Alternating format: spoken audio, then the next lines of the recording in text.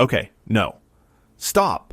I need you to hear me out on something before we go any further tonight.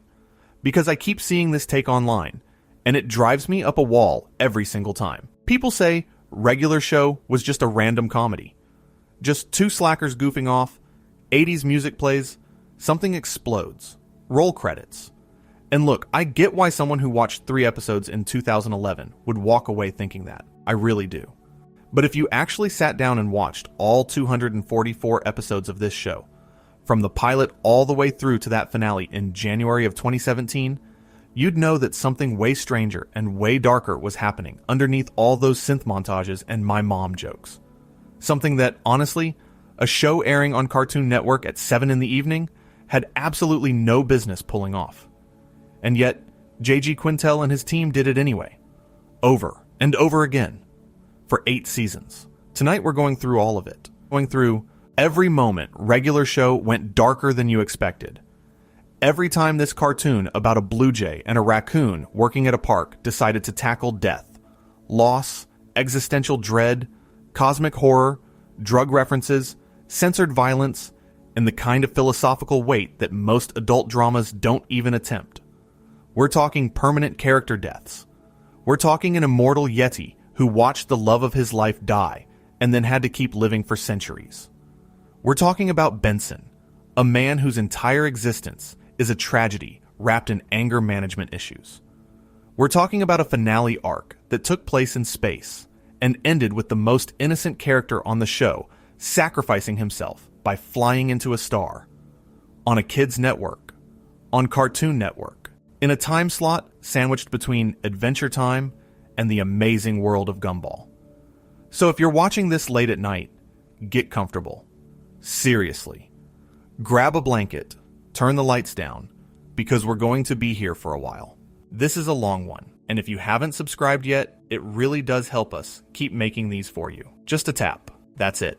Now settle in, because this show was hiding something in plain sight for 7 years, and I think it's time we talk about all of it. And I want to start with something that most people don't even realize exists. Because before Regular Show was Regular Show, before Mordecai was a Blue Jay, and Benson was a gumball machine, and any of this made it to Cartoon Network, there was a student film, a CalArts short made by a guy named James Garland Quintel in 2006. And that short was called 2 in the AM PM. And I'm not exaggerating when I say this. It is one of the most unhinged origin stories of any animated series ever made. Here's what happened. At CalArts, Quintel and about 20 of his fellow students had this tradition.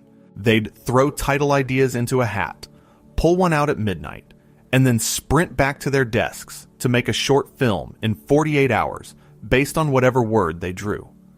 That's how The Naive Man from Lollyland happened in 2005, which is basically the prototype for Pops. Quintel won 2 awards for that one at the Nicktoons Film Festival, the Producer's Choice and Student Animator Awards. But the next year, 2006, is when things got wild. Because the short he made that time, 2 in the AM PM, was about 2 slackers working a night shift at a gas station on Halloween. And during their shift, they eat candy that's laced with acid, actual acid, LSD. And then they start hallucinating. And the hallucinations transform them into, and I need you to really sit with this, a blue jay and a raccoon. That's Mordecai and Rigby, the main characters of a Cartoon Network show that aired for children. They originated from an animated short about 2 dudes tripping on acid at a gas station. Quintel even voiced one of them alongside Sam Marin, who would go on to voice Benson, Pops, and Muscle Man on the actual show. The short was screened at the 2007 Spike and Mike's Sick and Twisted Festival of Animation, which, if you know anything about that festival, should tell you everything about the tone of this piece. It was never meant for kids.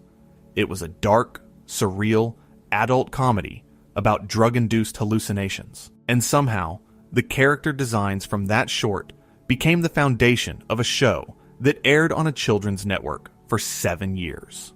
And here's what gets me. Quintel didn't hide this. It's not some deeply buried secret. The short leaked online years ago, and anyone who's looked into the show's origins knows about it. Cartoon Network knew about it too. They still greenlit the show. They still let Quintel run with these characters. And I think that speaks to something really important about what regular show was always meant to be underneath the surface. This was never just a kids' show. From its very DNA, from the literal first sketches of these characters, it was a show built on a foundation of adult humor, surrealism, and darkness that Quintel was smart enough to filter through a lens that could air at 7 p.m. But the darkness was always there. It was baked into the concept from day one. I've rewatched 2 in the AM/PM, probably 4 times putting this video together, and every time I watch it, I notice something new that made it into regular show. The way the characters interact, the lazy banter, the escalation from mundane to insane. That's the entire formula of the show, right there, in an acid trip short from CalArts. And honestly, knowing that context changes the way you watch every single episode. Because suddenly all those moments where mundane situations spiral into cosmic chaos don't feel random. They feel intentional. They feel like Quintel was always telling the same story, just with the volume turned down enough to get past the censors. Speaking of which, let's talk about the very first episode. The Power, September 6th, 2010. Season 1, Episode 1. Written and storyboarded by Quintel himself. And right out of the gate, this show was pushing boundaries. In the original unedited version of The Power, Rigby straight up says, "How in the H are we going to fix this S?" And yeah, I know that sounds tame compared to what you can hear on any streaming show now, but this was Cartoon Network in 2010. This was a show premiering in a block aimed at kids, and the very first episode had to be censored for home media and streaming releases, where the line was changed to, "How in the heck are we going to fix this stuff?" That's the version most people have seen. But the original broadcast, it aired with the implied profanity intact, and that sets the tone for everything that followed. Because regular show was always testing what it could get away with. The show's entire DNA was about taking things right up to the line and then occasionally vaulting over it. And you know what? I think the show's relationship with censorship is one of the most fascinating things about it. Because depending on what country you lived in, you saw a very different version of regular show. And that's where things get genuinely dark. In the UK, Cartoon Network went through regular show with a scalpel. They redubbed dialogue, they reanimated scenes, they cut entire sequences. And as the show went on, the censorship got stricter, not looser. Things that were fine in seasons 1 and 2 suddenly became unacceptable by season 4. In the episode Guitar of Rock, there's a newscaster who says that a rock star named Bruce Rock has died. Simple enough, right? In the UK version, they changed that line, so the newscaster says Bruce Rock stopped being alive. I mean, think about that for a second. They couldn't even say the word died on a cartoon. They had to invent a euphemism so bizarre that it almost becomes darker than the original line. Because now you're sitting there as a kid trying to figure out what stopped being alive means. And the answer you arrive at is somehow worse than if they'd just said he died. And that's just one example. In the episode with Muscle Man's backstory, there's a flashback showing him being skinned alive. I'm going to say that again. Skinned alive. On Cartoon Network. In the UK version, they replaced that entire flashback with a shot from a different episode called Death Metal Crash Pit, because apparently showing a character getting flayed was a step too far. But the thing is, the American version aired it. Kids in America saw that. In one of the Christmas specials, there's a scene where the villain Quilligan shoots Santa Claus with a gun on screen. The UK cut that entirely. And in Over the Top, which we'll get to in a minute, the character Death appears and spits into Rigby's mouth to seal a deal. In the UK, they changed that to Death firing a laser from his finger at Rigby instead, which honestly sounds more violent to me, but apparently saliva exchange was the bigger concern. But it gets wilder. Entire episodes were banned in certain countries. In Australia, episodes were pulled for bullying references, for showing blood and violence, for horror content. In Hungary, Poland, and Romania, at least one episode was banned outright for what they described as extreme violence, crime, death, and sexual innuendo, all in the same episode. And in Russia, The Real Thomas, the season 6 special where the lovable intern Thomas is revealed to be a Russian spy named Nikolai, was banned entirely because the Russian government found the premise offensive. Which, I mean, fair enough from their perspective, but also the fact that a Cartoon Network show managed to create a geopolitical incident is kind of amazing. I actually have a theory about this that I've never heard anyone else bring up. I think the censorship battles regular show fought, especially internationally, are proof of exactly how dark the show was. Because if it were really just a harmless comedy about two guys working at a park, nobody would have cared. You don't ban Dexter's Laboratory in 3 countries.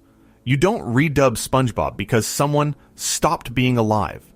The censorship happened precisely because regular show was doing something that made adults uncomfortable, even as kids were watching it and laughing at the surface level humor. The darkness wasn't an accident. It was the point. And different countries had very different thresholds for how much darkness they were willing to let through. Alright, so now, let's actually dig into the episodes themselves. And I want to start with Death. Not the character, although we'll get to him too. I mean, actual, literal, on-screen death of characters. Because regular show killed people. A lot. And not always in the, oh, they'll come back next episode way. Sometimes characters died and they stayed dead. And for a show on Cartoon Network, the casualness with which regular show approached mortality is kind of staggering. Let's start with Over the Top, Season 2, Episode 21. It first aired sometime in 2011. The title's a reference to the 1987 Sylvester Stallone movie about arm wrestling, which already tells you this show was steeped in 80s culture from the jump. In this episode, the park crew goes out for an employee's night out at a place called McHooligans, and Skips is arm wrestling everyone because he's an immortal Yeti, and that's just what immortal Yetis do, apparently. And then Rigby beats him. Except he didn't really beat him, because he's wearing this thing called the Playco Arm Boy, which gives you superhuman arm strength. It's a cheat. And when Mordecai reveals the prank, Skips gets angry. He rips the arm boy off Rigby's arm and forces him to arm wrestle for real. No gadgets, no tricks, just raw strength against an immortal being. And Skips kills him. He kills Rigby in an arm wrestling match, snaps his arm, and Rigby is dead. On Cartoon Network, on a show about 2 friends who work at a park. And here's what gets me about this scene. It's not played entirely for laughs. There's a moment of genuine horror when everyone realizes what's happened. Rigby is dead. And the only way to bring him back is for Skips to challenge Death himself, the actual Grim Reaper, to an arm wrestling contest. If Skips wins, Rigby gets his soul back. If he loses, well, that's it for the raccoon. Now Skips wins. Of course he does. But the episode doesn't let you forget what happened. It doesn't brush past the fact that Skips, one of the main characters, killed another main character. And the emotional fallout of that moment. The guilt. The horror. That ripples through future episodes. Skips is a character haunted by loss. And this episode is one of the first times the show really lets you see that. He's an immortal being who has to live with the consequences of his strength forever. And that's not a joke. That's tragedy dressed up in an arm wrestling episode. But Over the Top is far from the only episode where Death shows up and refuses to leave.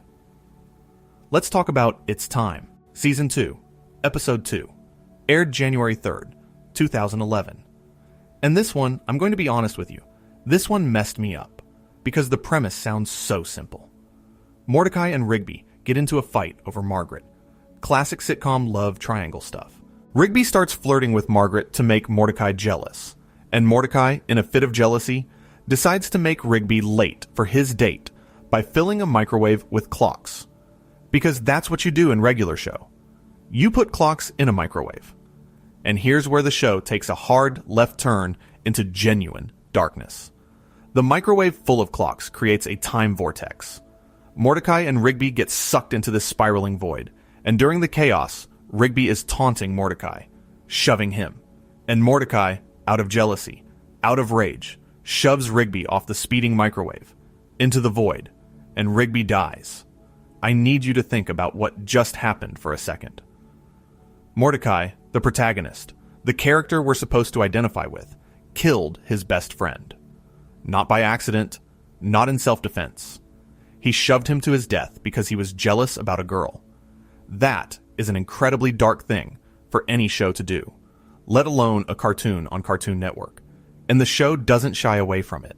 Father Time shows up and gives Mordecai a chance to go back and undo it, riding a time pony back to the beginning of the episode. But he warns Mordecai there will be consequences if he ever does this again. And the episode ends with Mordecai making the right choice, going to see a zombie movie with Rigby instead of pursuing Margaret.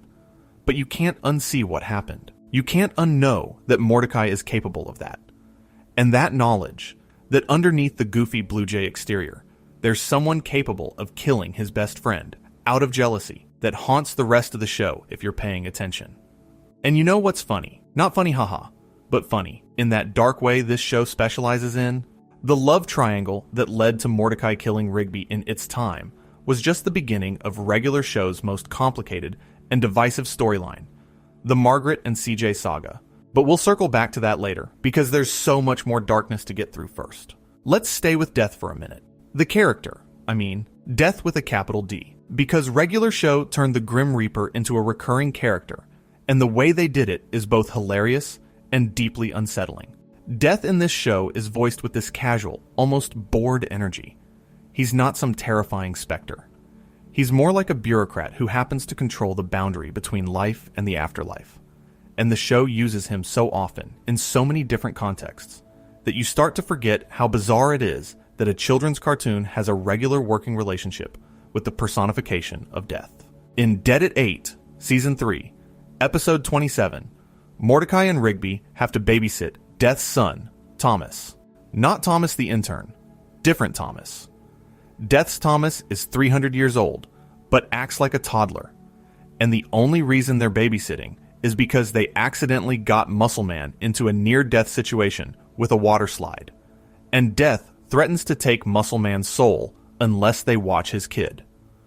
So the stakes of this babysitting episode are, quite literally, life and death.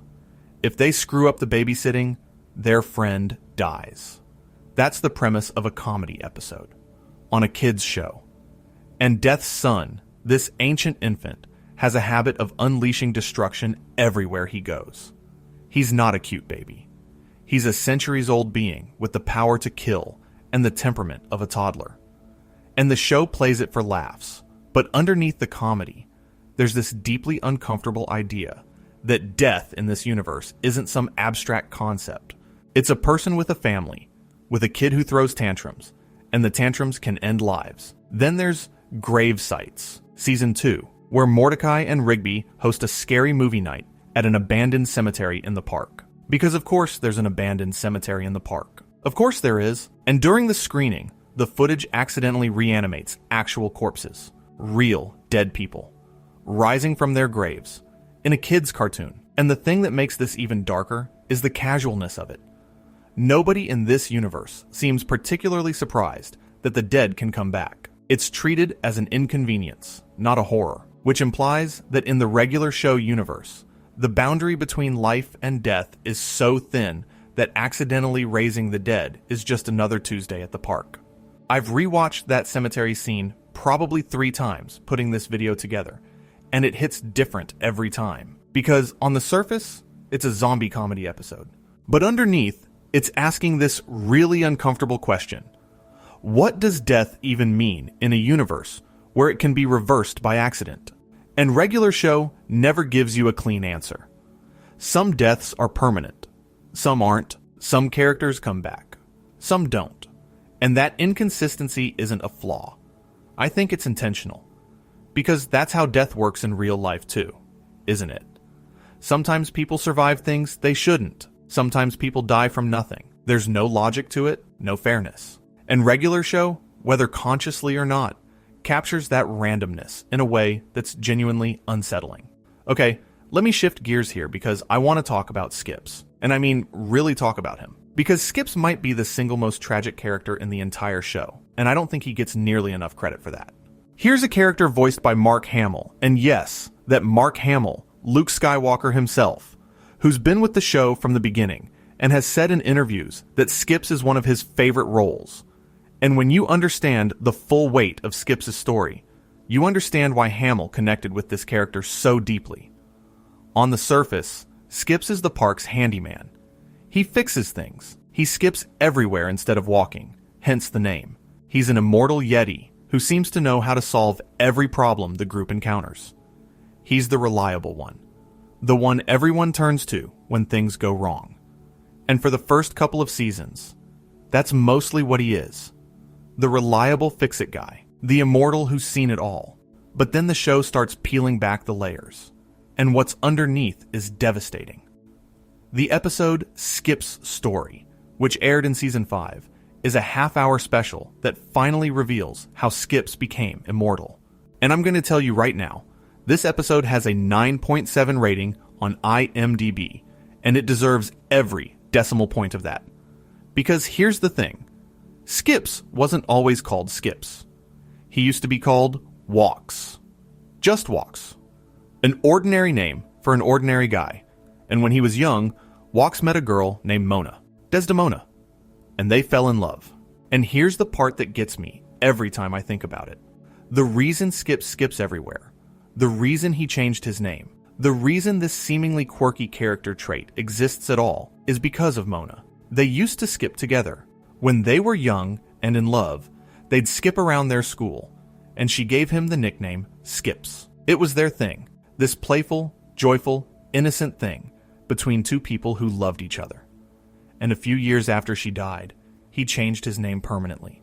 He stopped being Walks and became Skips. He stopped walking and started skipping. Every single step he takes is in memory of a dead girl he loved. Let that sink in. Every episode of regular show. Every time Skips moves across the screen. Every casual skip to fix a problem or answer a question. He's mourning. He's carrying her with him in every step. That's not a kid's show detail. That's one of the most heartbreaking character details I've ever encountered in any medium. And her death. I need to talk about how Mona died, because the show doesn't sugarcoat it. There was a bully named Clorgbane, this massively powerful being who confronted Walks at prom. During their fight, a giant slab of concrete fell from the ceiling, and Mona threw herself in front of it to save Walks. She sacrificed her life to save the man she loved. At prom. And Walks had to watch it happen. After her death, the Guardians of Eternal Youth gave Walks his immortality. But it wasn't a gift. It was a burden. Because the reason they made him immortal was so he could fight Clorgbane every 157 years. If Skips loses, the world ends. So his immortality isn't some cool superpower. It's a prison sentence. He has to live forever, watching everyone he cares about grow old and die, fighting the same battle every century and a half, all because a bully killed the love of his life. And every single day, he skips. Because that's all he has left of her. You know what I think about sometimes? I think about the fact that Mark Hamill recorded all of Skips' dialogue knowing this backstory. Every time Skips says something practical, every time he fixes a problem with that calm, steady voice, Hamill is performing a character who is quietly, perpetually grieving. And that adds this layer of melancholy to every single Skip scene that you can't unhear once you know the story. Even his casual interactions with Mordecai and Rigby, where he's just the reliable handyman, carry this weight. Because you know that he's been the reliable handyman for centuries. For hundreds of years, Skips has been fixing things for other people while he can't fix the one thing that broke him. He can't bring Mona back. And the show doesn't just tell this story and move on. It comes back to it. In Fists of Justice, Season 3, Episode 24, which aired April 30th, 2012, Skips has to face Clorgbane again, but his hands are injured. Rigby accidentally slammed them in Pops' harpsichord. So Mordecai and Rigby have to use the Golden Fists of Justice, given by the Guardians of Eternal Youth, to fight Clorgbane on Skip's behalf. It's an action episode on the surface, but underneath it's about the cyclical nature of Skip's torment. Every century and a half, he has to relive the worst thing that ever happened to him by fighting the being responsible for it. There's no resolution, no closure, just an endless loop of violence and memory. And then there's Skips vs. Technology, Season 3, Episode 15, aired February 6th, 2012, which approaches Skip's immortality from a completely different angle. In this episode, Mordecai and Rigby accidentally infect the park's computer with a virus, and Skips has to learn how to use modern technology to fix it. On the surface, it's a funny fish out of water episode. Immortal Yeti doesn't understand computers. Haha. But if you think about it for more than 5 seconds, it's actually about something much sadder. Skips has been alive for hundreds of years, and the world keeps changing around him. Technology evolves, culture shifts, and he has to keep adapting. He has to keep learning new things, not because he wants to, but because the world won't stop moving forward while he stays the same. He's an ancient being, trapped in a perpetual present, and every new thing he has to learn is a reminder of how much time has passed, how many versions of the world he's outlived. This is one of those episodes I think about randomly at like 2 a.m. because immortality in regular show isn't presented as a fantasy. It's presented as a curse. And Skips embodies that curse in every frame he's in.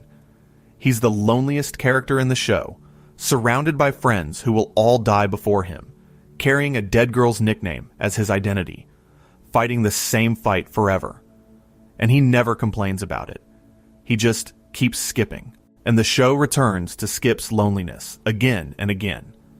In A Skips in Time, Season 5, Episode 6, which aired September 30th, 2013, a teenage version of Skips from the 1700s accidentally gets sent forward in time while storm chasing with hot air balloons. And when the younger version of Skips shows up at the park, the older Skips has to confront a version of himself that still has hope, that still has Mona, that still has a future that hasn't been consumed by immortality yet. Imagine meeting your younger self, the version of you that hasn't been broken yet, and having to send them back to a past where you know the worst day of their life is coming. That's A Skips in Time. It's a time travel episode that's actually about regret and the impossibility of warning your past self about the pain ahead. And then in Skips in the Saddle, Season 5, Episode 33, which aired July 17th, 2014, the show takes on Skip's loneliness in the most direct way possible. Skips realizes he's lonely, and that realization hits like a truck, because this is a character who has been the steadfast, reliable one for the entire series. He's always helping everyone else. He's always the answer to other people's problems. And now we see that beneath that calm exterior, he's been suffering, alone. Mordecai and Rigby, trying to help, create a fake dating profile for him, and he ends up on a dating game show. And here's the detail that wrecks me. The episode reveals that the last time Skips went on a date was at least 200 years ago. 200 years. That's how long this character has been alone. That's how long he's gone without romantic companionship, because he knows, he absolutely knows, that anyone he loves will grow old and die while he stays the same. So he stopped trying. He chose isolation over the inevitable pain of outliving another person he cares about. And that choice, that quiet, self-imposed exile from love, is maybe the saddest thing in the whole show. I think what makes Skips' arc so devastating is that it never gets resolved. There's no episode where Skips finds peace with his immortality. There's no neat bow. He just keeps going. He keeps skipping. He keeps helping his friends and keeping his grief to himself. And in the finale, when the time skip shows 25 years passing, we know something the other characters don't. Skips will be there long after all of them are gone. He'll be at the park, or somewhere, skipping, alone again, carrying Mona's name in every step, for centuries after Mordecai and Rigby and everyone else has joined the list of people he's outlived. And the show doesn't even acknowledge this. It just lets you figure it out yourself. Which, honestly, is worse. Alright, I need to talk about Benson now. Because if Skips is the show's most tragic immortal, Benson is its most tragic mortal. And I don't think the fandom talks about this enough. Everyone knows Benson as the angry gumball machine boss who yells at Mordecai and Rigby. That's his thing. He screams. His gumballs rattle. He threatens to fire them. It's funny. It's become a meme. But the show didn't stop at the surface level with Benson. It dug deeper. And what it found was one of the saddest backstories in animated television. Let's start with Think Positive, Season 3. In this episode, Pops threatens to fire Benson if he yells at Mordecai and Rigby again. So Benson has to suppress his anger. He tries counting to 100. He buys anger management tapes. He recites mantras. Nothing works. And as the episode goes on, his suppressed rage starts building and building until it literally forms a gravitational orb around him that begins disintegrating the park. His anger is so powerful, so deep, that it warps reality. But here's the dark part. The episode includes a flashback to Benson as a child. And in this flashback, we see young Benson at the dinner table, and he wants salt. And his father tells him he won't get anything in life unless he yells for it. His father encourages him to scream. That's how Benson learned to express himself. That's where the anger comes from. It's not that Benson is an angry person by nature. He was raised in a dysfunctional home where screaming was the only way to be heard. Every time he yells at Mordecai and Rigby, every time he loses his temper, he's repeating a pattern that was drilled into him as a child. And when that pent-up rage finally explodes at the end of the episode, it's not cathartic. It's horrifying. The blast leaves Mordecai and Rigby lying in a crater, unable to hear anything but ringing. The show frames Benson's anger, not as comedy, but as destruction, as something that hurts the people around him, and the episode doesn't offer a resolution. Benson doesn't magically fix his anger issues. He just goes back to yelling, because that's all he knows how to do. That's what his father taught him. And then you layer in the drumming backstory, and Benson becomes even more heartbreaking. In 150-piece Kit, Season 4, we learn that Benson was once a legitimately talented drummer. He was the drummer for a hair metal band called Hair to the Throne, and he performed a legendary drum solo on a 150-piece drum kit on the band's first album. This was his dream. This was what he was supposed to be. And then the band kicked him out after just 6 months and replaced him with a machine called the Drumatron 6. Not only that, they credited the machine for his solo. They erased him from his own achievement. So this is Benson's life. He was a gifted musician whose talent was stolen and credited to a machine. He grew up in a home where love was expressed through screaming.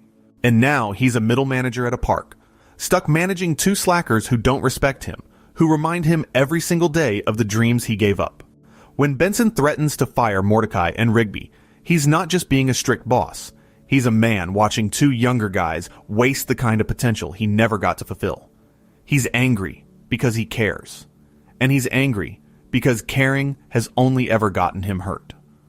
Look, I've watched a lot of regular show, like an unhealthy amount at this point, and I think Benson might be the most realistic character on the entire show. Not because he's a gumball machine, obviously, but because his emotional trajectory is so painfully human. The failed dreams, the anger that masks sadness, the repetitive patterns learned in childhood, the loneliness of being surrounded by people who don't really see you. That's not a cartoon character. That's half the adults I know. And JG. Quintel and his team, particularly Sam Marin, who voiced Benson alongside voicing Pops and Muscle Man, gave this gumball machine more emotional depth than most live-action dramas give their leads. And speaking of Sam Marin, let me go on a tangent here for a second, because I don't think people appreciate just how insane it is that one voice actor played Benson, Pops, and Muscle Man. Think about those 3 characters. Benson is a perpetually frustrated middle manager with deep-seated anger issues. Pops is a naive, childlike optimist who speaks in this fluttery, high-pitched voice. And Muscle Man is a crude, loud, green-skinned prankster with a girlfriend named Starla and a catchphrase about his mom. Those are 3 completely different characters with completely different vocal registers and emotional ranges, and one dude did all of them for 8 seasons, 244 episodes. That's an achievement that I think gets overlooked, because people are so focused on the writing and the animation that they forget someone had to actually perform this. And Marin nailed every single one. Alright, back to darkness. Let me talk about Muscle Man, because Muscle Man might be the show's greatest trick. He starts out as the most annoying character on the show. His first impression is terrible. He's crude, he's loud, he makes endless "my mom" jokes. And in his debut episode, My Mom, in Season 2, Mordecai and Rigby are forced to work under him and endure his repetitive humor. And for a while, That's all he is. The obnoxious coworker. The guy you tolerate because you have to. But then the show does something incredible. It makes you care about him deeply, and it does it through loss. In Trucker Hall of Fame, which aired the day after Father's Day in 2012 during Season 3, Muscle Man's father dies. And I need you to understand how this death happened, because it's both absurd and genuinely affecting. Muscle Man's dad, known as Muscle Dad, died because he put a cactus under what he thought was a cop wearing a bear costume. It was an actual bear, and the bear mauled him to death. That's how Muscle Dad died, killed by a bear because of a prank gone wrong.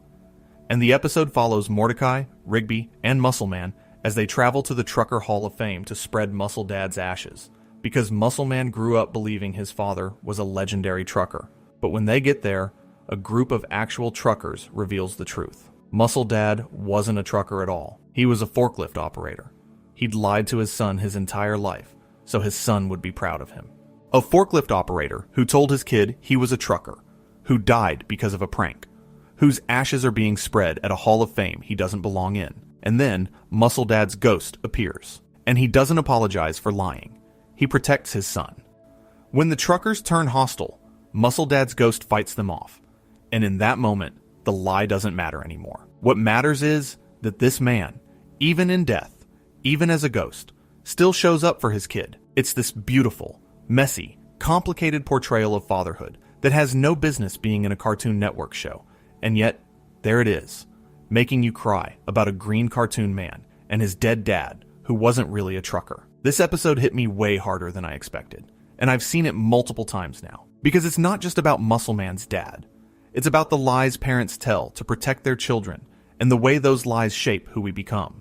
Muscle Man's entire identity, his loudness, his bravado, his need to be the toughest guy in the room, suddenly makes more sense when you realize he was trying to live up to a father who was trying to live up to a lie. It's layers on layers, and it's all happening in an 11-minute episode about spreading ashes. And Muscle Man's emotional arc doesn't stop there. The show keeps building on it. In the end of Muscle Man, Season 6, Muscle Man makes everyone think he's going to die. He stages this elaborate farewell, and everyone's devastated. But it turns out he's not dying at all. He's ending his identity as Muscle Man because he's planning to propose to Starla and become Mitch Sorenstein, his real name, his civilian identity. He's giving up the persona to become someone worthy of the woman he loves. And Starla's response is perfect. She accepts his proposal and tells him she doesn't want him to change who he is. She loves Muscle Man, not Mitch Sorenstein, Muscle Man. And that's when High Five Ghost congratulates him, and everyone else is too angry about the fake death scare to celebrate. It's funny, but it's also this really sweet moment about acceptance and identity, and the idea that the people who love us don't want a polished version of us. They want the messy, loud, my mom, joke-telling version. And then they actually get married in Dumped at the Altar, the Season 6 finale, which aired June 25th, 2015. But even that wedding episode is dark, because it's not really about Muscle Man and Starla. It's about Mordecai imploding his own relationship with CJ in the middle of someone else's wedding. He literally disrupts the ceremony to have a breakdown about his love life. Muscle Man calls him out for it, and CJ breaks up with Mordecai. At a wedding, the Season 6 finale takes a celebration of love and turns it into a showcase of emotional destruction. And here's something that often gets left out of Muscle Man discussions. His relationship with Starla is genuinely one of the healthiest relationships in the show. And that's darkly funny, because Muscle Man and Starla are the characters most people dismiss as gross or as one-note jokes. They're loud, they're physical, they're not conventionally attractive. But they accept each other completely. They don't try to change each other. They fight. They make up. They're honest about who they are. Compare that to Mordecai's love life, which is an absolute disaster of indecision and emotional cowardice. The joke characters have the most functional relationship. The normal protagonist can't sustain one. And I think that's intentional. I think the show is saying something about authenticity. Muscle Man and Starla work because they're completely themselves. Mordecai fails because he's constantly performing, constantly trying to be someone he thinks his partner wants. There's a lesson in that, buried under the "my mom" jokes and the green skin. Be who you are. Love who you are. And find someone who loves that version of you, not the version you think you should be. And while we're on the subject of relationships, I want to take a moment to talk about Eileen. Because Eileen Roberts might be the most quietly important character in the entire show, and she doesn't get the attention she deserves. Eileen first appears in Season 2, voiced by storyboard artist Minty Lewis. She's a waitress at the coffee shop, Margaret's friend, and she has an immediate, obvious crush on Rigby. And Rigby, being Rigby, dismisses her completely. He sees her as a pest, a weirdo, someone beneath his notice. Which is ironic, because Eileen is smarter, more driven, and more emotionally mature than Rigby in every possible way. She's good at geology, astronomy, dancing, sewing. She's attending college while working. She's doing everything right, and the person she's interested in can barely manage to show up to work on time. But the show doesn't rush this. It doesn't manufacture a sudden romance. Instead, over the course of multiple seasons, Rigby and Eileen slowly, organically grow closer. He starts to see her, really see her, not as the girl who has a crush on him, but as a person he genuinely enjoys being around. Their relationship develops through shared experiences, through small moments, through the kind of gradual recognition that happens in real life when you suddenly realize the person who's been there all along is the person you want to be with. And in Dumped at the Altar, Rigby casually mentions to Mordecai that he and Eileen have been dating for 3 months. 3 months, and nobody knew. While Mordecai was imploding his relationship with CJ in the most public, dramatic way possible, Rigby was quietly building something real with Eileen, in secret, without fanfare, without drama. The character who was supposed to be the immature one, the screw-up, the eternal child, was the first one to actually get a relationship right. And I love that. I love that Regular Show gave the healthy, successful relationship to the character everyone underestimated, because it's saying that growth doesn't look the way you expect. Sometimes the person who needs the most growing does the most growing, and sometimes they do it so quietly that nobody even notices until it's already done. By the finale, Rigby and Eileen are married with 2 daughters, and J.G. Quintel has pointed to this relationship as evidence of Rigby's character growth, which I think is exactly right. Eileen doesn't fix Rigby. She doesn't save him. She's simply there, being herself, and Rigby rises to meet her. That's beautiful. And it's dark in its own way, because it means all the years Rigby spent dismissing her, all the episodes where he was rude or dismissive, those were years wasted. Years he could have spent building something meaningful with someone who saw the best in him before he saw it in himself.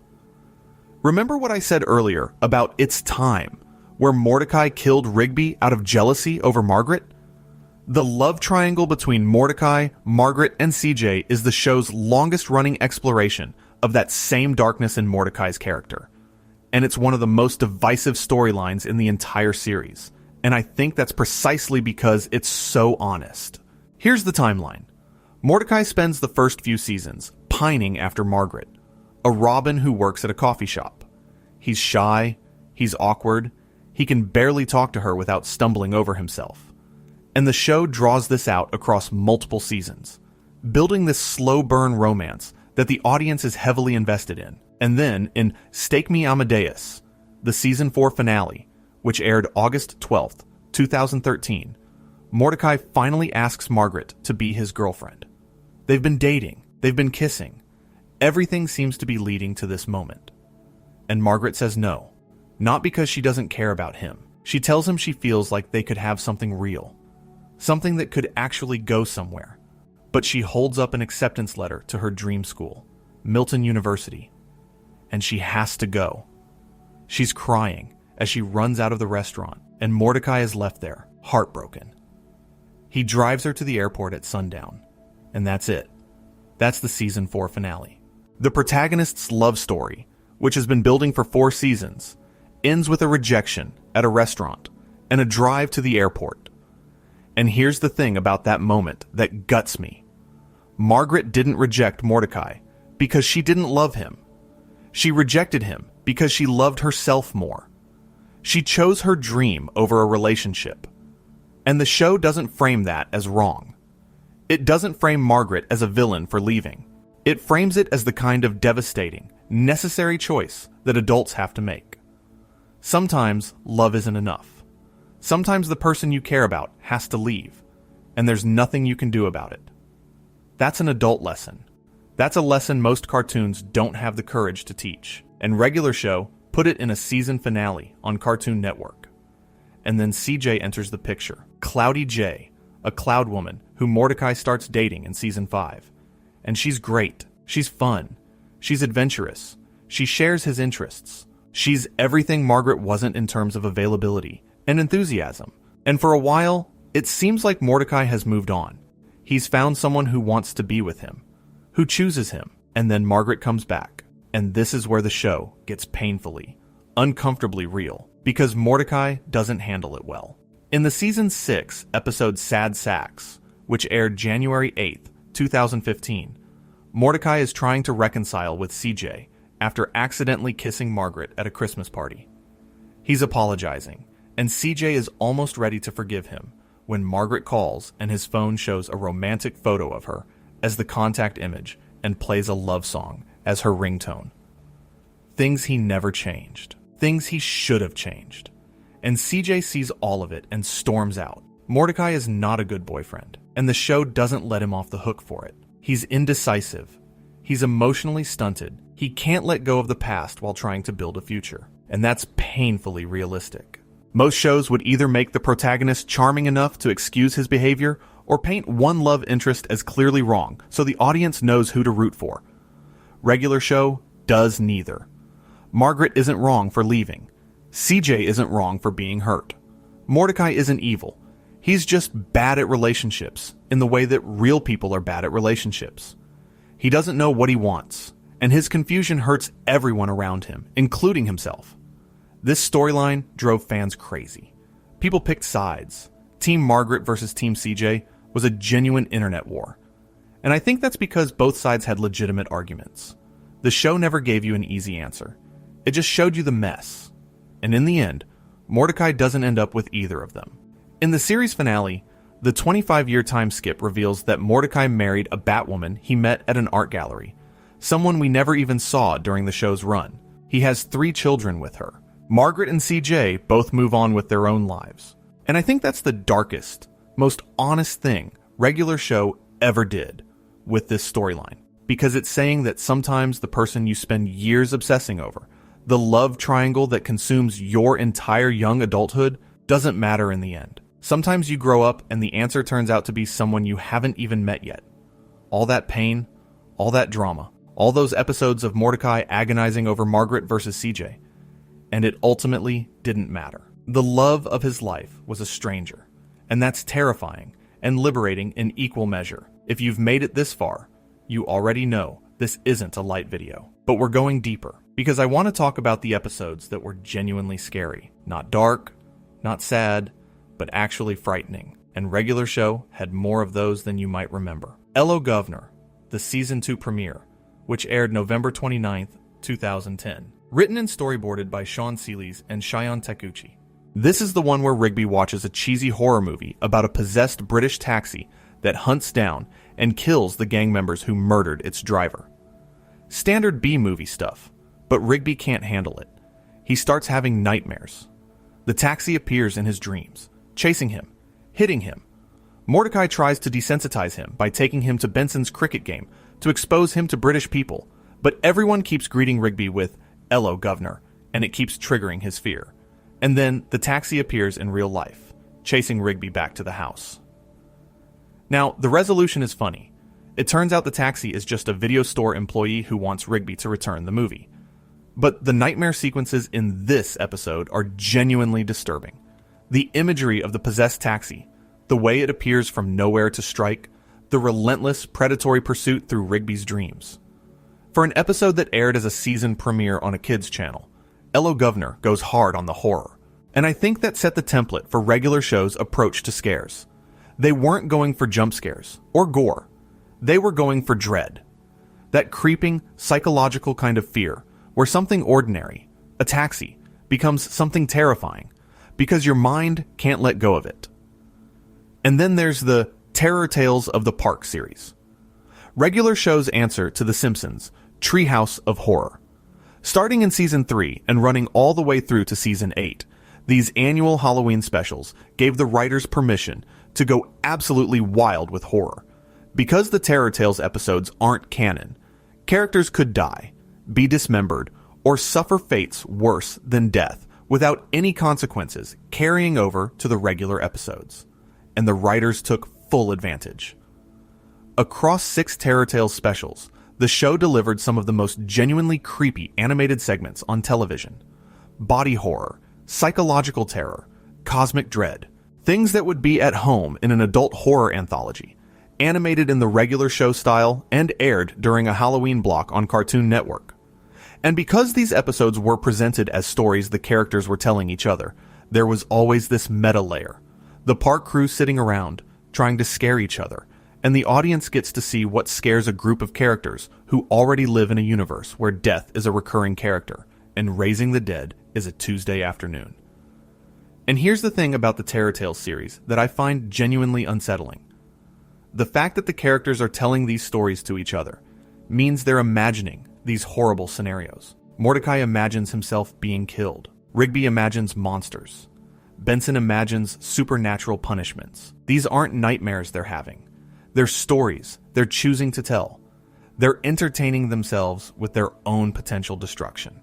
And that's such a human thing to do. We love horror stories precisely because they let us rehearse our own mortality in a safe space. The Terror Tales episodes are regular show's characters processing their own vulnerability through fiction. They're saying, what if the worst happened? And then laughing about it. And that laughter is a defense mechanism, because the worst can happen, and in this universe, it often does.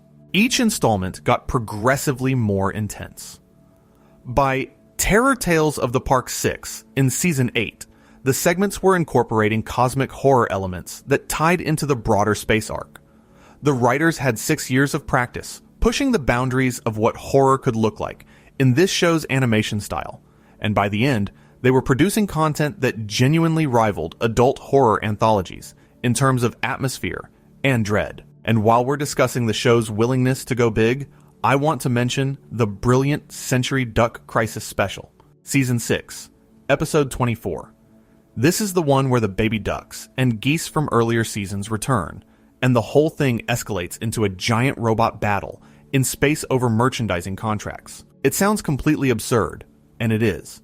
But there's something dark beneath the spectacle, because the episode is essentially about exploitation. About how the things you create, the relationships you build, the memories you share, can be commodified and sold. The ducks aren't just fighting for survival. They're fighting for ownership of their own story.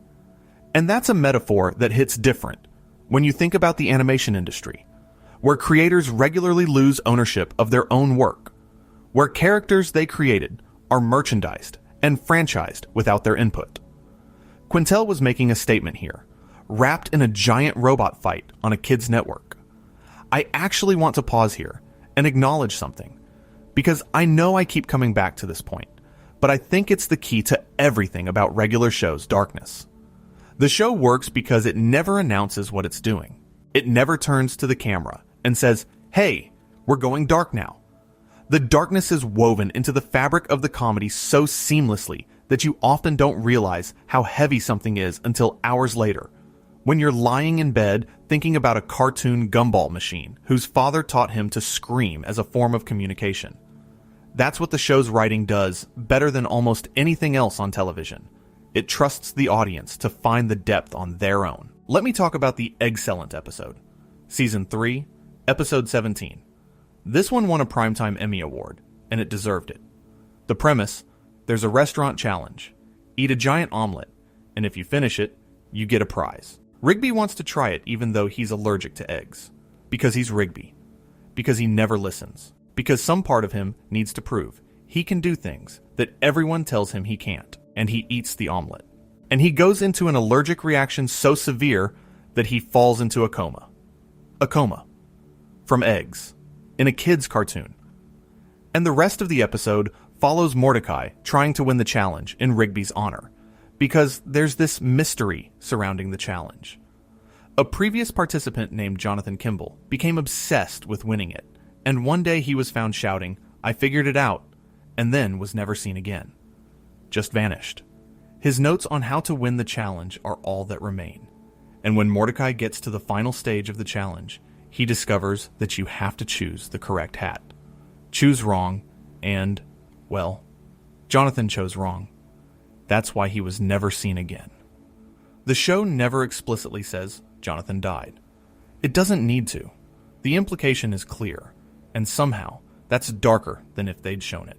This guy became so obsessed with the restaurant challenge that he spent what might have been years researching it, finally cracked the code, chose the wrong hat, and was erased. And nobody came looking for him.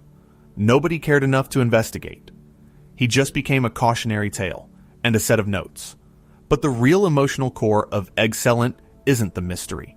It's Mordecai's grief. While Rigby is in the hospital in a coma, Benson scolds Mordecai. Classic Benson. But this time, Mordecai is genuinely grieving. His best friend might die, and Benson is yelling at him about work. And Mordecai punches Benson in the face. He just hauls off and hits his boss. And the show doesn't play it for laughs. It plays it as a moment of raw, desperate emotion. Mordecai is scared, and he doesn't know how to process that fear, except through violence. Which, if you think about it, is exactly how Benson processes his emotions too. They're more alike than either of them would ever admit. This is the episode that made a lot of people realize regular show was doing something special. The Emmy wasn't just for the comedy or the animation. It was for the emotional depth. For a show that could make you cry about a raccoon in a coma and a trucker hat choice. Before we get into the final season, I need to spend a minute on Pops. Not the cosmic being. Not the chosen one. Just Pops. The guy we know for 7 seasons before the big reveal. Because Pops' character is itself a kind of dark joke that the show plays so straight you almost miss it. Pops is, by every measure, an adult man. He's Mr. Maillard's son. He's old enough to have been at the park for years, and yet he behaves like a child. He's naive, he's trusting, he speaks in this fluttery voice. He pays for things with lollipops because he seemingly doesn't understand how money works. And the show plays this for gentle comedy. Pops is sweet. Pops is innocent. Pops is the character who makes you smile. But think about it. What is Pops really? He's a grown man with the emotional development of a child, living in a world he doesn't understand, protected by people who find him endearing, but don't always take him seriously. He's infantilized. He's patronized. He's treated as a mascot rather than a person. And the show never explicitly addresses this. It never asks whether there's something wrong with Pops, whether his childlike behavior is healthy or concerning. It just presents him as he is and lets you decide. And remember what I said about prank callers, the time travel episode? The show implies that Pops' scatterbrained nature might have been caused by Mordecai and Rigby accidentally hitting him when they traveled to the 1980s. Which means Pops' innocence, the quality everyone loves him for, might be the result of a traumatic brain injury. His defining characteristic might be a disability. And nobody in the show acknowledges this. Nobody takes responsibility. It's just accepted. That's how Pops is. That's who he is. And everyone moves on. Then there's The Naive Man from Lollyland, the 2005 CalArts short that started it all. Before Pops was Pops, he was Lollyland Man, an ambassador from a place called Lollyland, visiting the United States for the first time. Quintel won both the Producer's Choice and Student Animator Awards at the 2005 Nicktoons Film Festival for this short. And watching it now, you can see the seeds of regular show's approach to darkness. The Lollyland Man is out of his depth, confused by the world around him, and the humor comes from the gap between his innocence and reality's harshness. That's Pops. That's been Pops from the very beginning. A character defined by the distance between who he is and what the world demands of him. And I think that's what makes the Season 8 reveal so devastating. When we learn that Pops is the embodiment of pure good, that he was literally created to be innocent, that his childlike nature isn't a flaw or a disability, but his fundamental design. It recontextualizes everything we thought we knew about him. Pops wasn't failing to grow up. He was incapable of it. He was designed to be what he was. And the universe needed him to stay that way so he could fight its battles every 14 billion years. His innocence wasn't charming. It was a prison.